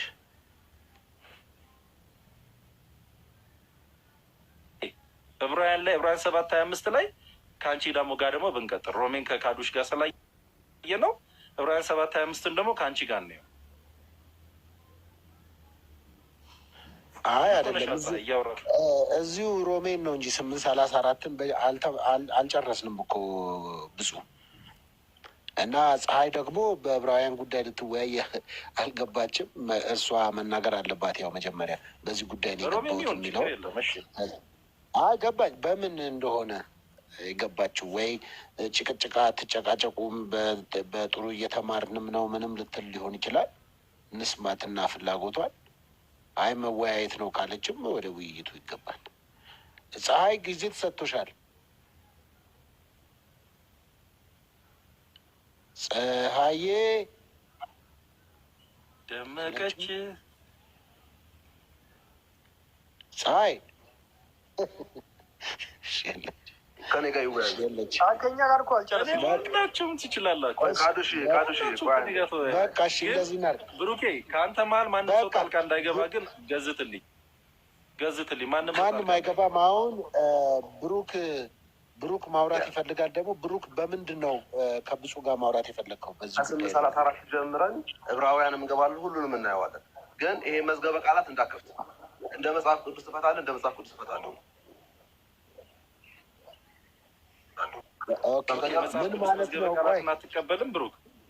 ቆይ አልፈልግም። ለምን መሰለህ? እናንተ እሱ አንተ ግን አድርጋችሁ ነው እንደ መጽሐፍ ቅዱስ የምታወሩ ከሆነ በእርግጠኝነት ነው የምነግርህ፣ አምነህ ነው የምትወጣው። ችግር የለም፣ እሱ ማመኑ ችግር የለም። ግን አንተ አስረግጥልኝ፣ የመጽሐፍ ቅዱስ መዝገበ ቃላቱን አትቀበለው። አታንሳው ነው የማልቀበለውም ነገር አሁን አታንሳው አይደለም እንዴ? የምትቀበለው ከሆነማ ግጥም አድርጌ ያነሳዋለሁ። የምትቀበለው ከሆነ ግጥም አድርጌ ያነሳዋለሁ። ማትቀበለው ከሆነ ደግሞ ውሳኔን እነግርሃለሁ። የምቀበለውም ነገር አለ፣ የማልቀበለውም ነገር አለ። ሲጀመር የምትቀበል ከሆነ መዝገበ ቃላቱ ያስፈልገኛል። ችግር የለውም፣ አያስፈልግህም። እኔ ጋር ስትወያይ አያስፈልግህም፣ እኔም አያስፈልገኝም። ያስፈልገኛል። መጽሐፍ ቅዱስ መዝገበ ቃላቱ በአማርኛ መዝገበ ቃላት አላወራም። ለምን እንደዚህ አናደርግም? ችግር የለም። እንደ ሶፊ በአማርኛ መዝገበ ቃላት በራሱ እንዲናርግ ብፁ አንተ አማርኛ መዝገበ ቃል አልቀበልም እንደምትለው እዚህ ጋር ብሩክም ደግሞ አይ እኔ ይሄኛው አይደለም እንዴ ቅድም እኔ አማርኛ መዝገበ ቃላቱን ስለ ምልጃ አምጥቼ ስናገር አይ መጽሐፍ ቅዱስን በአማርኛ ቃል አልፈታም አላልከኝም? ትክክል። የአማርኛ መዝገበ ቃላት ለአማርኛ መነጋገሪያ መግባቢያ ነው እንጂ የተዘጋጀው ለመጽሐፍ ቅዱስ አይደለም እኮ። ታዲያ በአማርኛ አይሄስ የምንነጋገረው አማርኛ አይደል? እኛ የምንነጋገረው አሁንማ የመጽሐፍ ቅዱስ ነው። በቃ ይኸው እንደዚህ አለ። አንተ በአማርኛ መዝገብ ብፁዕ አትቀበልም፣ ብሩክም የመዝገበ ቃላቱን ይሄኛው እኔ አማርኛ መዝገበ ቃላትን እቀበላለሁ። ሶፊ የአማርኛ መዝገበ ቃላትን እቀበላለሁ። እኔ የምቀበለው አሁን እኔ እኮ ለእንትኑ ነው እኮ ውይይታችሁ በቃ በመጽሐፍ ቅዱስ ብቻ ነው የምፈልገው ብሩክ ብለዋል። ብፁዕ አምላክ በመጽሐፍ ቅዱስ ብቻ ትቀበለዋለህ? አዎ እቀበለዋለሁ። አይ አልቀበልም። ታንኪዩ ሶፊዬ። ይኸውልህ ሶፊዬ እኔ የመጽሐፍ ቅዱስ መዝገበ ቃላትን የመጽሐፍ ቅዱስ መዝገበ ቃላትን አልቀበልም ካለኝ መልሱን ልስማ መጀመሪያ። የመጽሐፍ ቅዱስ መዝገበ ቃላትን የማይቀበል ከሆነ ሶፊዬ የመጽሐፍ ቅዱስን መዝገበ ቃላትን የማይቀበል ከሆነ ከኢትዮጵያ መጽሐፍ ቅዱስ ማህበራት አባላት ውጪ ነውና እኔ ይህን ውይይት የምወያየው የመጽሐፍ ቅዱስ መዝገበ ቃላት አካል ከሆኑ ጋር ነው።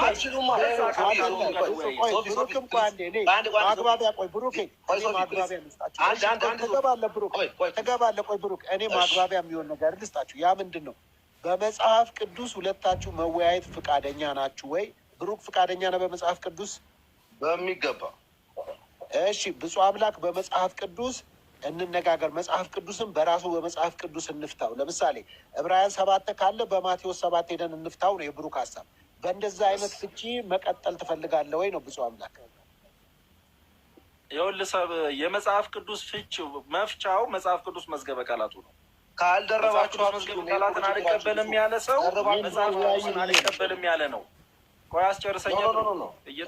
ገባኝ እኮ መጽሐፍ ቅዱስ እናወራ። እናንተ እድል ሲሰጥህ እኮ አሁን እኮ ልትሞላ ሞከርክ። የጠየቀኝን አውራሽ። ቴንኪው። የመጽሐፍ ቅዱስ ቃላት መፍቻው የመጽሐፍ ቅዱስ መዝገበ ቃላት የመጽሐፍ ቅዱስ መዝገበ ቃላት አዳምጣ ይለኛል። አዳምጥ አምጣ መጽሐፍ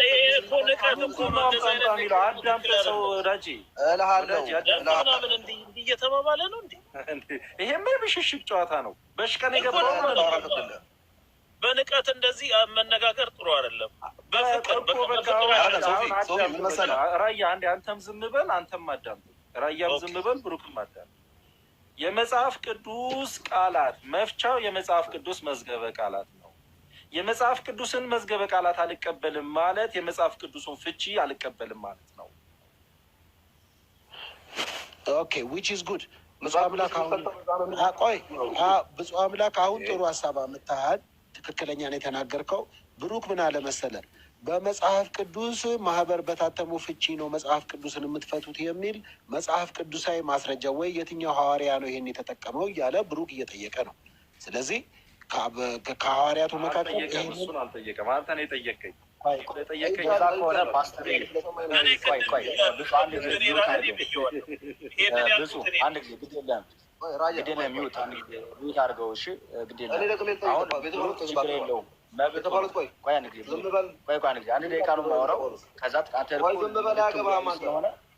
ልትወያይ ነው። ቆይ አንድ ደቂቃ ስማና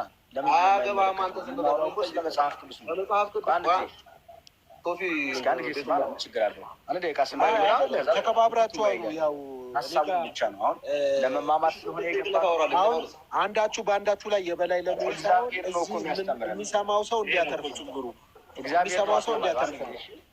በሽሽቅ ከሆነ አንማማርም። አሁን እንደዚህ ለዛ ከሆነ ምናልባት ለማሸነፍ ወይ ለሪከርድ እንዲመችና ሰዎች በእግዚአብሔር ቃል እንዲታነጹ ሳይሆን የገዛ የማሸነፍ ስሜታቸውን ለማርካት ይሆናል። እሱ ትምህርት አይሆንም።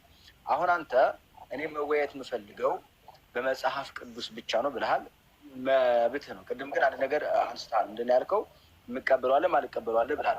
እሺ አሁን አንድ ጥያቄ ላቅርብልህ። እኔ የመጽሐፍ ቅዱስ አዲስ መደበኛ ትርጉምን ቆይ አንዴ ስማኝ። ከዛ እኮ ሀሳብ ይስተት ከሆነ ተሳስተሃል ማለት ይቻላል። ችግር የለውም። የመጽሐፍ ቅዱስ አዲሱ መደበኛ ትርጉም ከማጥኛ ጽሑፍ ጋር ያቀረበውን መጽሐፍ ቅዱስ ትቀበለዋለህ ወይስ አትቀበለውም? አልቀበለውም። በቃ ዘጋው። ኦኬ ስለዚህ በቃ ችግር የለም። ስለዚህ አንተ አሁን ከመጽሐፍ ቅዱስ በቃ አንተ ራስህ የምትፈታውን ፍች ነው። መዝገበ ቃሉን አትቀበልም፣ የማጥኛ ጽሑፉን አትቀበልም። ራስህ በምትፈታበት መንፈስ ፈትተህ ግን እኛን ተቀበሉ እንድትለን አትችልም። መብትህ ነው መፍታት። እንዴ ዋናው መሰረት ተውኩት። ይኸው ነው እኔ ለአንተ ዋናው ሚዛን እኮ መጽሐፍ በቃ ተውኩ ይገባል። ፈቀድኩለት በቃ ራያ አትረብሹ። ራያ ፈቅጄለታለሁ አትረብሹ። ከተፈቀደ በቃ ፈቅጄለታለሁ አትረብሹ። ከተፈቀደ ኬዝ ክሎዝ ብሩክና ብፁዕ አምላክ ያውሩ። ኬዝ ክሎዝ ሮሜ 8:34 ቀጥሎ ዕብራውያን ለከናችሁ በቃ ቴንኪው ተስማማን። ብዙ ፈቅደዋል። በቃ አሁን ልጠይቅህ ትጠይቀኛለህ። እናንብበውና እየፈታ ነው እንዳ 8:34 ኖ አሁን ምን ንባቡን እናውቀዋለን። ምንም አዲስ ንባብ የለም። ትጠይቀኝ ነው የምትጀምር የፈለከው ወይስ ጠይቀኝ ጀምር? ልጠይቅህ እና ከዛ ተከባብራችሁ ደቂቃ እንትን ይሄ በቃ ኮምፕሮማይዝ አድርጉ። እሺ አድርጉና እንደሱ ምንም አይነት ኦፌንድ የሚደራረግ ነገር ቤተክርስቲያንን ኦርቶዶክስን ፕሮቴስታንትን ፐርሰናል የሆነ አታክ አልፈልግም። አለበለዚያ ዘገዋለሁ። መጽሐፍ ቅዱሳዊ ጥቅሱ ላይ በግድ ተቀበለኝ ስኩዝ ላርግ ሳይሆን የየራሳችሁን ኦፒኒየን አስቀምጡ። እኛ እናተርፋለን። ከታች የሚሰማውም ይቀበል። በቃ የራሱን ቴንኪዩ። እሺ ልቀጥል። ብዙ አሁን በማነበው ነገር ላይ የምጠይቅ ጥያቄዎች አሉ። አንድ አንብቤ ነው ግን ልጠይቅ የምፈልገው እንደዚህ ይላል። የሞተ ይልቁኑ ከሙታን የተነሳው በእግዚአብሔር ቀኝ ያለው ደግሞ ስለኛ የሚማልደው ክርስቶስ ኢየሱስ ነው ይላል አይደለም? በእግዚአብሔር ቀኝ ያለው ከሞተ በኋላ ነው አይደለም? የሚማልድልን አይልም። ከሞተ በኋላ የሚለውን ነው ማለት ያነበብኩልህ። ለዛ ነው አሁን በደንብ ከሞተ በኋላ ነው አይልም። ሰማኝ ያነበብኩልህ። ለዛ ነው ከሞተ በኋላ ነው ወይ አልከኝ? ከሞተ በኋላ ነው አይልም። ቆይ ሰማኝ ሰማኝ የሞተው አለ ይልቁኑ ከሙታን የተነሳው ኦኬ፣ ሞቶ ተነስቷል ማለት ነው። በእግዚአብሔር ቀኝ ያለው ይልና ደግሞ ስለኛ የሚማልደው ክርስቶስ ኢየሱስ ነው አለ። በእግዚአብሔር ቀኝ ሆኖ እየማለደ ነው እያለ ነው ወይስ አይደለም? አይደለም። አስረዳኝ። በመጽሐፍ ቅዱስ አስረድቻለሁ። ቅድም በመጽሐፍ ቅዱስ አስረዳኝ። እኔ አሁን የገባሁት አስረዳው። ይኸውልህ የሞተው ኢየሱስ መሞቱን የሚያውቀው ኢየሱስን መሞቱን ነገረን፣ መነሳቱን ነገረን፣ በአብ ቀኝ የተቀመጠ መሆኑን ነገረን። ደግሞ ማለት አስረግጣችሁ ስሙ ማለት ነው። ደግሞ ስለኛ አዳምጣ ጠይቀኸኝ ደግሞ አፌ ላይ ልትቆም ነው እንዴ? ደግሞ ስለኛ የሚማልደው ክርስቶስ ኢየሱስ ነው አለ። ስለኛ የሚማልደው ያለው ማማለዱን አይቶ እየነገረን ነው ብዬ ነግሬሃለሁ። ምን እያለ ነው? አይቶ እየነገረን ነው። አዎ ማማለዱን በይኸውልህ መሞቱን በእምነት አይቶ ነው መሞቱን የነገረን። መነሳቱን በእምነት አይቶ ነው የነገረን። በአብ ቀኝ መቀመጡን በእምነት አይቶ ነው የነገረው። ደግሞም ብሎ አስረግጦ ማለት ነው ስለኛ የሚማልደው ብሎ የነገረን ስላማለደ ነው። ማማለዱን ስለተረዳ። እሺ መማለዱን በራእይ አይቶ ነው አይደለም? በእምነት መማለዱን በራእይ አይቶ ነው አይደለም? ሐዋርያው ጳውሎስ በእምነት ነው ያየው እኮ። በእምነት ነው ያየው አይደለ? በእምነት ካየ እኮ በእምነቱ መነዛይ ነው ያየው እንጂ ቦታው ላይ አልነበረም። ብዙ ምን አደረክ መሰለህ? የሞተው ይልቁኑ ከሙታን የተነሳው በእግዚአብሔር ቀኝ ያለው የሚለውን በሙሉ በራእይ ያየው ነው፣ በእምነት ያየው ነው አልከኝና ደግሞ ስለ እኛ የሚማልደው ክርስቶስ ኢየሱስ ነው። ቆይ በራእይ አላልኩም። በራእይ አላልኩም። ራእይ እምነት አይደለም። ራእይ ማለት እምነት ማለት አላልኩም። በራእይ አላልኩም። ብሩክ ኢየሱስ በእምነት ነው። ብዙ ቆይ እኔ በራእይ አየ አላልኩም። ኧረ እሺ አልኩህ። እሺ ችግር የለውም። እሱ ያከራክራል። የሞተው አልክ ይልቁኑ ከሙታን የተነሳው አልክ። በእግዚአብሔር ቀኝ ያለውን በሙሉ አመንክና ደግሞ ስለ እኛ የሚማልደው ክርስቶስ ኢየሱስ ነው የሚለውን እሱን ለማስረገጥ ነው ያን ያደረገው ነው አልከኝ አይደለም? ያን ያደረገው መሆኑን አንተ እስቲ ከመጽሐፍ ቅዱስ አውጣልኝ። እዚህ ጋር ባለ ኮንቴክስት ማለት እሺ። ራሱ እኮ ሐዋርያው ለምሳሌ ዕብራውያን ላይ ምን ብሎ አሳየ መሰል? እርሱም ማለት በስጋ ወራት ዕብራውያን 5:7 እርሱም በስጋ ለምን ዕብራውያን ትሄዳለህ? ቆይ እንዴት እንዳየው ላሳያ ግዴታ እንዴት እንዳየው ላሳያ። ቆይ ስማኝ እንደሱ አይደለም። እንዴት ነው ያየው? በእምነት እንዴት አየው ካልከኝ ላሳይ እንዴት እንዳየው። እሺ ቆይ ብዙ እንደዚህ ላድርግልህ። አይ ኖ ጥያቄን ስመልስልህ ጥያቄን አቋርጠህ ጥያቄ ላስተካክል። ሌላ ቦታ ጥያቄውን ከመለስኩ በኋላ ሌላ አስተካክለህ ጠይቅ። ሌላ ቦታ ስለሄድክ ነው ይሰማል። እሄዳለሁ ሁሉም ይኸውልህ ብሩክዬ ክርክር እንዳይሆን የትም ቦታ እሄዳለሁ። ለመሰለህ የምሄደው እንደምትጠይቀኝ ጥያቄ ዘይቤ ነው የምሄደው።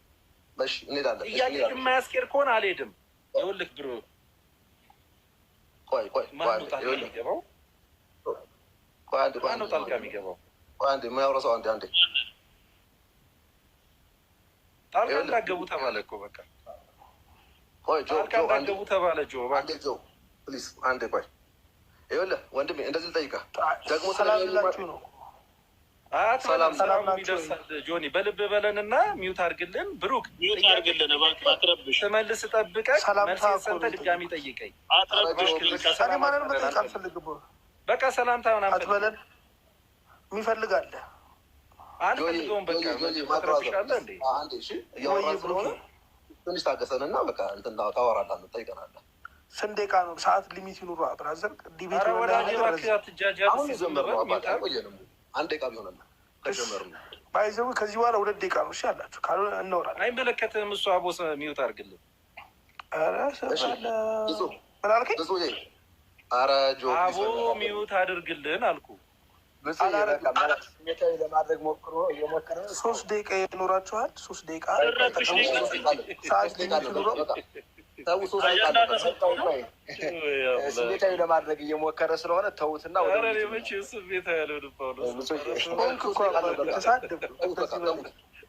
ሶስት ደቂቃ ብሩክ ላንቺ ይላላች። በቃ 3 ደቂቃ አለን። ጆን በቃ ሙዝ አድርጊልንና እኛ እንትን ነበር ጫስክነ በጣም እሺ። ብሩክ ይቀጥል። እንደዚህ ያደረግን አድርግልህ።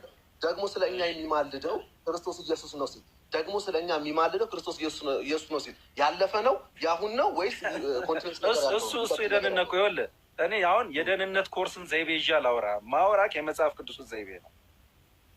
ፓስት ፕሬዘንቴስ እያለ ደህንነት ኮርስ ላይ የሚሰጠውን ዘይቤ አትንገረኝ። እሱን አልፈልግም፣ አላውቀውም። አይደለም እያወራ ኃላፊ ነው ወይ? ያው እየነገርኩህ ነው እኮ ይኸውልህ፣ ይሄ ምንጭ አሁን ይሄ ኃላፊ ቀዳሚ የሚለውን ዘይቤ ያመጣኸው ከደህንነት ኮርስ ነው። እሱን አልፈልገውም ብያለሁ። ብሩክዬ ይኸውልህ መዝገበ ቃላትን አልቀበልም ያልክ አንተ የደህንነት ኮርስን ዘይቤ አምጥተህ ደግሞ እንዳትጠይቀኝ አልኩ። አመጣህ ፓስት ፕሬዘንት ብላ መጣኸው ከደህንነት ኮርስን ያመጣኸው እሱን ያለፈ ነው እኮ ያልኩህ። ያለፈ አይደለም እሱ ይኸውልህ እኮ ብሩክ እየነገርኩህ ያለፈ የቀደመ ብለህ ያመጣኸው ፓስት ፕሬዘንት ብለህ ልታመጣ የፈለግከው ከደህንነት ኮርስ ፍቺ ነው፣ የመጽሐፍ ቅዱስ ፍቺ አይደለም። እኔ አላልኩም። እኔ አላልኩም። እኔ ፓስት ፕሬዘንት አላልኩም። እኔ አላልኩም። ምን እያልኩ ያለሁት ደግሞ ስለኛ የሚማልደው ክርስቶስ ኢየሱስ ነው ሲል መጽሐፉ ስለኛ የሚማልደው ሲል ማልዷል እያለም አይደለም ፕሬዘንት የሚቀጥል ነገር ነው እያሳየ ያለው። ኦር ደግሞ በመስቀሉ ላይ የተከናወነ ነው። መልስ ልስጥ፣ ስማኝ፣ መልስ ልስጥ። ይኸውልህ ኢየሱስ ክርስቶስ የማለደው የሰው ልጆችን ሁሉ ነው። ስለ ሰው ልጆች ሁሉ ነው ምልጃ ያቀረበው። የሰው ልጆች ሁሉ ተብሎ የሚጠሩት ትላንት የነበረ ዛሬ ያለ ነገ የሚኖር ነው። ይቀጥላል ማለት ነው። ለነገ ይኸውልህ ዘላለምን እኮ ነው ክርስቶስ የማለዳት። ቴንኪው አትበለኝ፣ መጀመሪያ መልሴን አስጨርሰኝ። ቴንኪው ደገምኩልህ። እኔ ኢየሱስ ክርስቶስ ከብርቱ ጩኸትና እንባ ጋር ጸሎትና ምልጃን ያቀረበው አባቱም እግዚአብሔር የሰማለት ምንድን ነው ካልከኝ፣ ስለማን ነው ካልከኝ፣ በስጋ ወራት ያደረገው ለሰው ልጆች ሁሉ ያደረገው ነው። ስንቴ?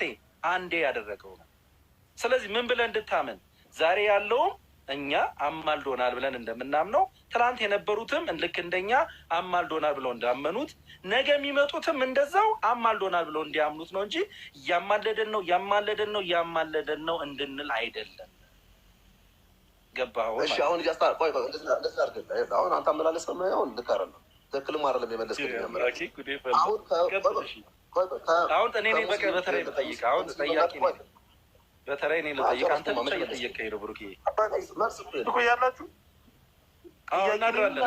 አንተ ብቻ ጠያቂ፣ ሌላው የአራዳ ልጅ እናድራለን። ቀጥል። ምን እንዳለ እንዴ? ብሩኬ ቀጥል። አሁን ሰውም እየተማረ ስለሆነ ታችን ምናምን እኔ ማውራት እፈልጋለሁ እንዴ?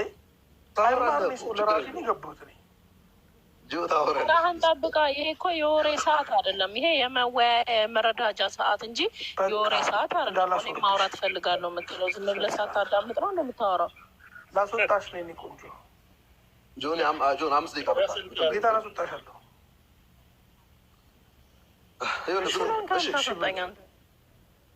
በቃ ሲፓራዝ ነበር። እሺ ብሏል። በቃ አሁን ይቀርቧል። ብዙ እንቀጥል።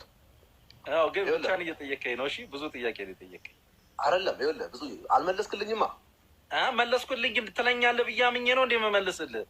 አንተ እኮ መለስክልኝ አልትለኝ ምንም ብልህ ግን አሁን አንተ ጠይቀኝ እኔ መልሳለሁ። 300 ምናምን ሰው ደግሞ ጥያቄህንም ምላሹንም ሰምቶ የተረዳውን ይረዳል።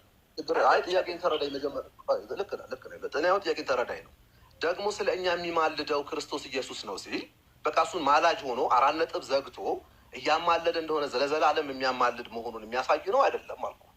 እያማለደ ነው የሚል ትምህርትም የለም እሱም አልተናገረም። እንዴ የሚማልደው ክርስቶስ ኢየሱስ ነው ሲል አሁን እያማለደ ነው ለዘላለም እያማለደ ይቀጥላል እያለ ነው አይደለም አላለም። አንተ ነህ አሁን ብለህ የጨመርክበት አሁን የምትለውን ቃል አንተ ማለት ነው ደግሞ ስለኛ የሚማልደው ማለት ነው። ብሩክዬ አንዴ ስማኝ እሺ፣ ጥያቄን ሰምቼዋለሁ። ይኸውልህ መጽሐፍ ቅዱስ መዝገበ ቃላትን ከለከልከኝና አንተ የራስን ቃል እየመረክ ነው አሁን ብለህ ጨመርክበት። እያማለደ ብለህ ቃሉን ቀየርከው። እባክህ መልሴን ስማ። እያማለደ ነው ብለህ ራስን የቀየርከው። ቃሉ ግን እያማለደ ነውም አይልም አሁን እያማለደ ነው ብሎም አልተናገረውም። ምን አለ? ደግሞም አለ። ደግሞም ማለት ምን ማለት ነው? ድጋሚ እያለ አይደለም። ደግሞም ማለት ድጋሚ እንዳይመስል አይደለም።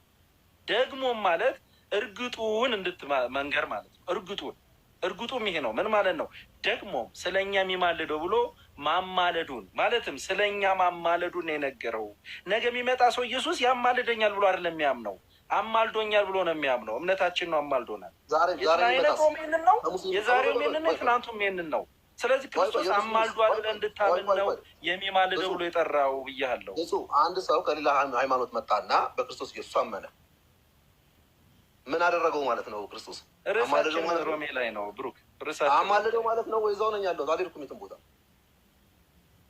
አሁን ይኸውልህ አንድ ሰው ሙስሊም ምናምን ትሆና የምስራች ቃል ወንጌሉን ስትነግር በየቀኑ ነፍሳችን ጥያቄ ገብቶኝ ነው። በየቀኑ የምስራቹ ቃል ቆየኝ ጥያቄውን ትጠይቀኝና እንድመልስ እኮ እድል እየሰጠኝ አይደለም ብሩክ።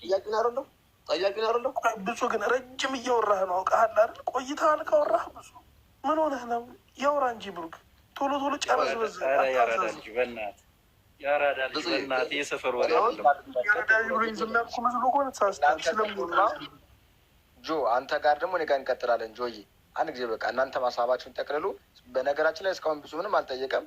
ብሩክ ነው እየጠየቀ ያለው። ግድ የለም ስለመለሰለት አሁን ስላልተመለሰልኝ ያድርጉና እኔ ብሯን ላይ አልተመለሰለትም። ብሯን ላይ ብዙ ግን ረጅም እያወራህ ነው። ምን ሆነህ አንተ ጋር ጆዬ ግድ የለህም። አንተ ጋር እኛ እንቀጥላለን። ግን በተቻለ መጠን እናንተ አሁን በ2-3 ደቂቃ በቃ ኮንክሉድ አድርጉና ጨርሱ። እሺ እንጨርስ። ብዙ አሁን ምን አመጣሁልህ መሰለህ? ብሩኬ እንጨርስና ሮሜን እኔ ብሯን ላይ ብሩኬን ይዘዋለሁ። ሮሜ ብሩክዬ አንተ ሮሜን ላይ ጠይቀህ ጨርሰኝ፣ እኔ ብሯን ላይ ጠይቄ ይይዛለሁ። ብሯን ላይ ጥያቄ አለ ግን በቃ አጠቃላይ እየተባልክ ነው። ብዙ ምን ሆነህ ነው?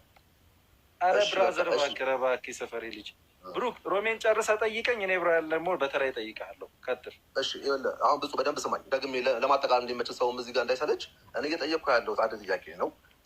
ሮሜ 8:34 ላይ ያለውን ደግሞ ስለ እኛ የሚማልደው ክርስቶስ ኢየሱስ ነው ብሎ በ4 ነጥብ ዘጋው። ኦኬ እሱን ነገር አላምን ስላልከኝ ምን አደረኩ? ነፍሳት በየቀኑ ስለሚድኑ ከሌላ ሃይማኖትም ስለሚመጡ ከሌላ ሃይማኖት ሲመጡ እነዛ ሰዎች ክርስቶስ ኢየሱስ ምን አድርጎላቸው ነው? በዛኑ ሰዓት በዳኑ ሰዓት ማልዶላቸው ነው አይደለም የሚድኑት?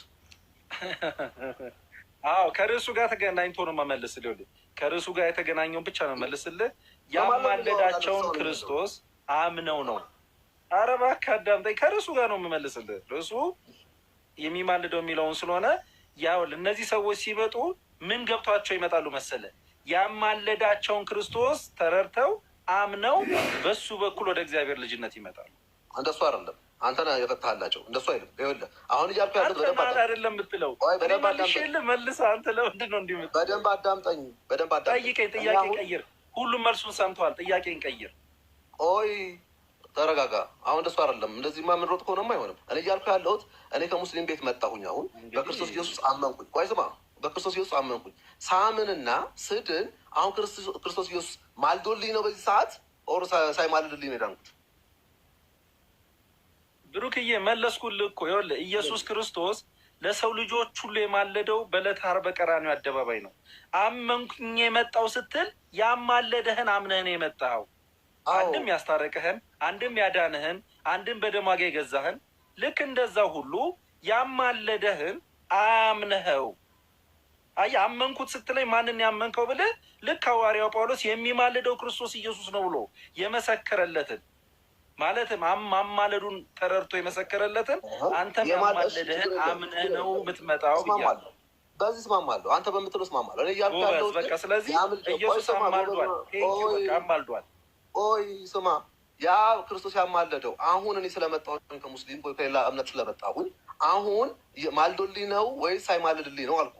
ያ ምልጃው ለዘላለም የሚሰራ ስለሆነ ዕብራውያን ላይ ስለምንሄድ በእምነት ነው የምትመጣው ብሩክዬ።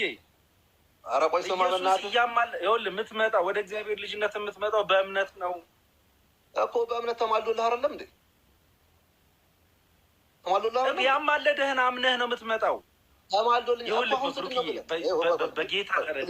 በጌታ እሺ፣ ይኸውልህ ጆሮ ስጠኝ፣ ልብን ስጠኝ፣ ተጠቀምብኝ ብሩክዬ፣ እና እባክህ ተጠቀምብኝ። ኧረ ተረጋጋ፣ አዳምጠኝ፣ ጠይቀኸኛል፣ ተጠቀምብኝ፣ አዳምጠኝ፣ መልሴን ተጠቀምብኝ። ቆይ ካላዳመጥከኝ ታዲያ ምኑን አዳምጠኝ ነው የምትጠቀምብኝ? ሰማኛ። እሺ አሁን እኔ ልጠይቅህ በተራዬ፣ በቃ ጥያቄ፣ በቃ አሁን እኔ ልጠይቅህ ሁሉም ሰምተውሃል። በቃ ከዚህ በኋላ ሰፈር ልጅ ከዚህ በኋላ አልተመለሰልህም። አልተመለሰልህም። እኔ ልጠይቅህ አሁን እኔ ጠያቂ ነኝ። እኔ ጠያቂ በጣም ጥሩ። ጳውሎስ በማራት ተግባሽ እሱ ሙሉ ሰው ነው ማውራት ይችላል። ስንት ደቂቃ ነው የሚኖራችሁ ከዚህ በኋላ? አንተ ስጠይቁ እሱ ሲመልስ ይሄን ነገር ነገሩንና እና እኛም ዝም ብለን እንስማ። በቃ 3 ደቂቃ ብዙ ነገር እያረዳች ያራዳ ልጅ ታው ስንት ደቂቃ ትጠይቁ? 3 ደቂቃ በቃ ለጥያቄው ለሱ። ኧረ ተው ጆኒ እባክህ ተው። እሺ ጆኒ ወዳለና ጌታን ዝም ብላለሁ። እውነት ጆኒዬ በብሩኬ ነው ያስኩት። ኧረ በጌታ ፍቅር እንወድሃለን ወንድሜ። አንተ ብዙ ሁላ ወዳለሁ ካላችሁ ጌታ ቢታረጋለሁ። እውነት ወዳለሁ። ኧረ በጌታ እግዚአብሔር እንደዚህ በፍቅር ሲሆን ደስ ይላል። እኔ እኮ የሰፈሬ ልጅ እኮ እንዲህ ናቸው። በቃ በፍቅር ነው የሚሞቱት። እሺ ብሩኬ ወይ ቀጥል። በጣም ጥሩ። ኢየሱስ ክርስቶስ ዕብራውያን 7:25 ላይ ስለ እነርሱም ሊያማልድ ዘወትር በሕይወት ይኖራል ይላል አይደል? ኢየሱስ ክርስቶስ ስለ እነርሱም ሊያማልድ ዘወትር በሕይወት እንደሚኖር የተነገረለት ይሄ ጌታ ስለ እነርሱም ሊያማልድ ራሱን አቅርቧል አይደል?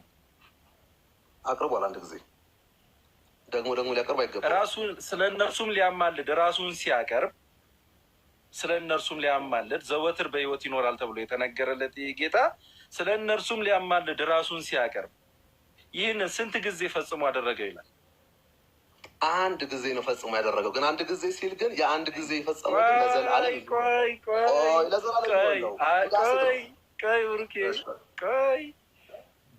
ስለ እነርሱም ሊያማልድ ራሱን ባቀረበ ጊዜ ይህንን ስንት ጊዜ ፈጽሞ አደረገው? ድገምልኝ። አንድ ጊዜ መስዋዕት ነው ያቀረበልን። መስዋዕትነት ነው። እኔ አሁን ስንት ጊዜ መስዋዕት አቀረበ ብዬ አልጠየቅም። ቴንኪው አንድ ጊዜ ምልጃውን ፈጽሟል፣ ማለትም አማልዷል። ብሩክ እኔ መቼ ስንት ጊዜ መስዋዕትን ራሱን ሰው አላልኩም። ጥያቄን አዳም። አሁን 7:25 አውዱን ያዝ። መስዋዕትነቱን ያዝ። አንድ ጊዜ ያልከኝ አንድ ጊዜ ማለት ምን ማለት ነው? ዘወትርን ሁሉ አማለዳት ማለት ነው። ተፈጸመ በቃ። እሺ ጥያቄው ነው። እደግመዋለሁ። ዕብራውያን 7:25 አውዱን ይዘህ ነው የምታወራ። ስለ ምልጃ እያወራ ነው አውዱ። ስለ ምልጃ እያወራ መስዋዕት ስለመሆን እንዳታወራኝ። አውዱ አይደለም። ኢየሱስ ክርስቶስ ስለ እነርሱም ሊያማልድ ዘወትር በሕይወት ይኖራል አለ። አዎ ስለ እነርሱም ሊያማልድ ዘወትር በሕይወት ይኖራል የተባለው ጌታ ራሱን ያቀረበው ስለ እነርሱ ሊያማልድ ነው አይደለም?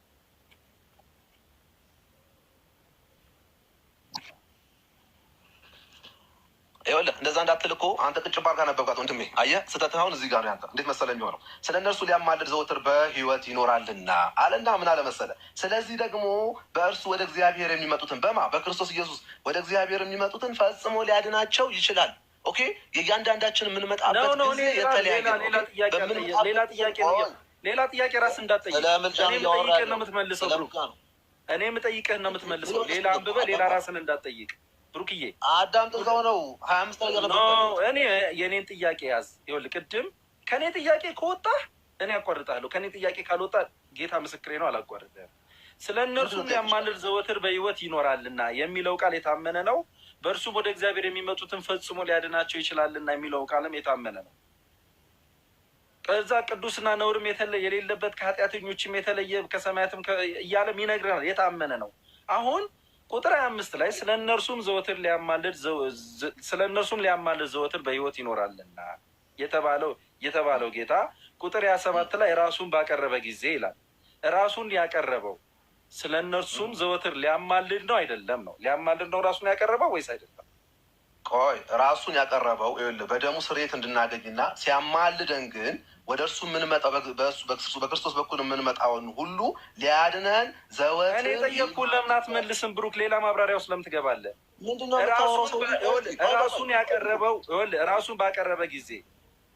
ራሱን ባቀረበ ጊዜ ኢየሱስ ክርስቶስ አማልዷል ወይስ አላማለደም? አማልዷል። ምልጃውም ቀጥሏል። ስለ እነርሱም ስንት ጊዜ አማለደ? አንድ ጊዜ አይደለም። እኔ አይደለም ያልኩት፣ ቃሉን ነው የምታነብልኝ። 27 ሁላችሁም ስሙት። ራሱን ባቀረበ ጊዜ ሊያማልድ ኢየሱስ ክርስቶስ ምን ሊያደርግ ስለ ሊያማልድ አልከኝ። ስንት ጊዜ አማለደ? ቆይ ብዙ ተረጋጋ። አሁን እያልከኝ ያለኸው እኔ እያወራሁ አይደለም። ተረጋጋ። ቆይ መጽሐፉ ይነበብልህና ንባብ አልጠየኩም። ንባቡን ጠንቅቄ አውቀዋለሁ። እኔ ለአንተ አይደለም 300 ምናምን ሰው አለ ወንድሜ። አንዴ ስማኝ፣ አንዴ ጥያቄን ልድገመው። መብቴ ነው።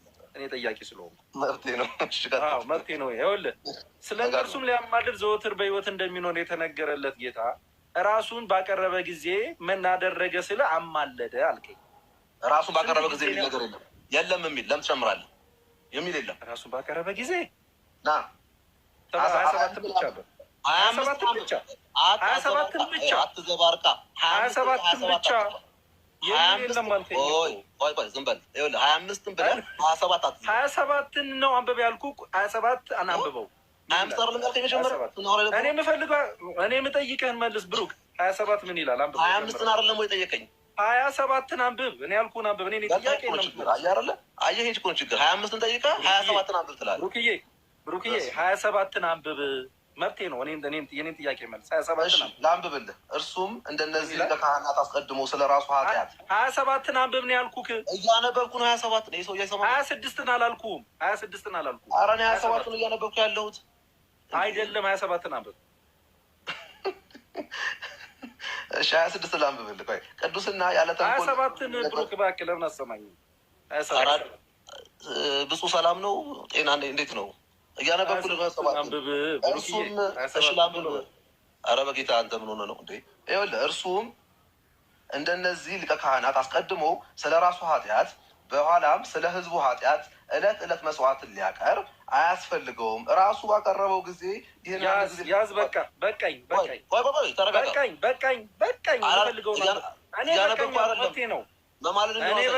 ይኸውልህ የጠየቅኩን ጥያቄ እያነበብኩ በቃኝ ስለ በቃኝ ነው። አሁን እዚህ ጋር ራሱን ባቀረበ ጊዜ ይላል ወይስ አይልም? መማለድ ነው። አሳጭኝ እዚህ ላይ መማለድ ራሱን ባቀረበ ጊዜ አይልም እኮ አልከኝ ቅድም። እኔ ያልኩህ ቆይ ስማ፣ እኔ ያልኩህ መማለድ የሚል አለ ብለኸኛል። አሳየኝ እዚህ ጋር መማለድ አንድ ጊዜ አቅርቧል። በጣም ጥሩ። ይኸውልህ የለም ብለህ አንተ ጥያቄውን ተይዘሃል ወንድሜ። ራስህን ተይዘሃል ዛሬ። ይኸውልህ ቆይ ብፁዕ ምንድን ነው ያልኩህ? ኧረ ምን ሆነህ ነው? አንድ ትመልሳለህ። ቆይ ተረጋጋ ወንድሜ። አንድ ጊዜ አቅርቧል የሚል የለም። ቆይ አንድ ጊዜ አቅርቧል የሚል በምልጃ የለም ስልህ አለ 27ን አንብብ አልከኝ። ጳውሎስ ፓስተር ጳውሎስ ጉልበት እየተጫንከኝ ነው። ኧረ ቤተ ጳውሎስ ዝም በል። አይደለም አሁን ሰውዬ ያስወጣው ጳውሎስ የሚባለው ስማ፣ ምንድን ነው ያልከኝ? እዚህ 339 ሰዎች አሉ። ቤተ ጳውሎስ ዝም በል በእናትህ ዝም በል። እያወራን እና እሱ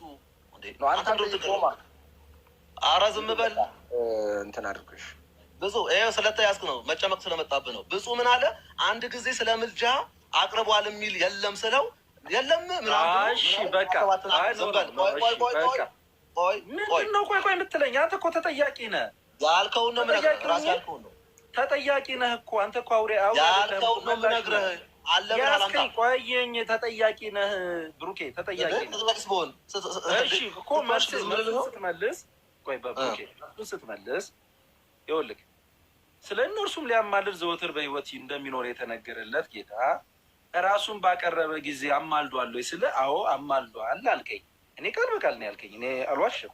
ራሱን ባቀረበ ጊዜ ስንት ጊዜ አማለደ ስል ቆይ አዳምጠኝ። ኧረ እባክህ እባክህ ብሩኬ አሁን እሺ ዕብራውያን 7:25 እስከ 27 ስለ ደም ያወራል። ዝም በል። እኔ ያልኩት ማቅረብ ስላልከኝ ደሙን አልኩ። ኖ ዕብራውያን 7:25 እስከ 27 ባለው ከ23 እስከ 27 አድርገው ስለ ደሙ ነው የሚያወራው ወይስ ስለ ምልጃ ነው የሚያወራው? ብሩክዬ አሁን ይኸውልህ አንተ ዝም ብለህ ልጠይቀኝ አትችልም ወንድሜ። በመጣልህ አታወራም። የምጠይቅህን መልስ እንጂ ትጠይቀኛለህ። አንደኛውን ጥያቄን ጨርሰዋ። አሁኑን ያዝልኝ። ይኸውልህ የዕብራውያን ጆንዬ እንደምንወድ ሰምተህማ ጣልቃ አትገባም። ጆንዬ እንደምንወድ ሰምተህማ ጣልቃ አትገባም። በእውነት ይኸውልህ ብሩክዬ ዕብራውያን ከ23 እስከ 27 ላይ ስለ ምልጃ ነው የሚናገረው ወይስ ስለ ደሙ? ስለ ምልጃም ስለ ደሙ ስለ ምልጃም ስለ ደሙ አሳየኝ። ስለ ደሙ የሚናገረው ነው። ላሳይ። በቃ ታዲያ በቃ ላሳይ። አሳየኝ። በቃ አሳየኝ። ላሳይ 27ን ራስ አምጥተዋል። እርሱም ማለት እንደነዚህ ሊቀ ካህናት እንደነማን ኦኬ አስቀድሞ በብሉይ ኪዳን እንደነበሩ እንደ ሌዊ ነገዶች አስቀድሞ ስለ ራሱ ኃጢአት ኦኬ በኋላም ስለ ህዝቡ ኃጢአት ኦኬ እለት መስዋዕትን ሰማህ ነው ምልጃ መስዋዕትን ሊያቀርብ አያስፈልገውም። ራሱን ባቀረበ ጊዜ ይህን አንድ ጊዜ ፈጽሞ አድርጓል። ምንን? መስዋዕትን። ቁጥር ስንት ነው ያነበብከው? 27 አሁን ቁጥር ስንት? 27 ይኸውልህ ቆይ እሺ የመጽሐፍ ቅዱስ መዝገበ ቃላትን አውጣ። ኧረ ዞር በል ቆይ ቤተ ጳውሎስ ቆይ ለካ መዝገበ ቃላትን አትፈልገውም። ችግር የለም መዝገበ ቃላትን ያዘ ቃላቱን አትፈልገውም። ቆየኛ ብሩኬ ይቅርታ ረስቼው ነው። ይኸውልህ ብሩኬ ቆይ ብሩኬ አንዴ ስማኝ። ኢየሱስ ክርስቶስ አቤቱ የሚያደርጉትን አያውቁምና ይቅር በላቸው ያለው በአብ ቀኝ ተቀምጦ ነው ወይስ መስቀል ላይ ሆኖ ነው? ኧረ ጌታዬ ረጋ በል። ዘለህ እኮ ሄድክ እኮ ዮሐንስ ላይ ምናምን ቆይ ልጠይቅህ መልስ ዘለህ እኮ ነው የማትበለኝ። ኧረ ብፁዕ አይ ነው ኧረ ብፁዕ ማትበለኝ። ጥያቄን ብቻ ነው የሚፈልገው። አቤቱ የሚያደርጉትን አያውቁምና ይቅር በላቸው ያለው 30 ጥያቄ ጠይቀኝ። ወይስ መስቀል ላይ ነው? በመስቀል ላይ ነው። ጨረስኩ። ቴንኪው መስቀል ላይ ኦኬ እሺ መስቀል ላይ ራሱን ሰውቶ ያቀረበበት ነው መስቀሉ። ጥያቄውን ረሳኸው? 30 ጥያቄ ጠይቅ። ኧረ እባክህ እኔ ጥያቄን ብቻ መልስ። ጥያቄን መልስ። 30 ጥያቄ ጠይቅ። ጥያቄን መልስ።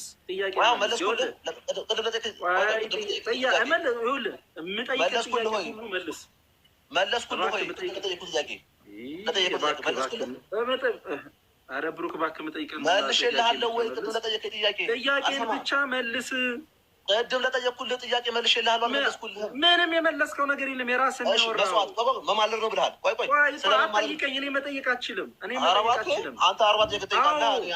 እኔ የምጠይቅህ ነው አንተ የምትመልሰው። ቅድም ስጠይቀኝ ብቻ በቃ ጨርሳ ጥያቄን መልስ ብሩክዬ።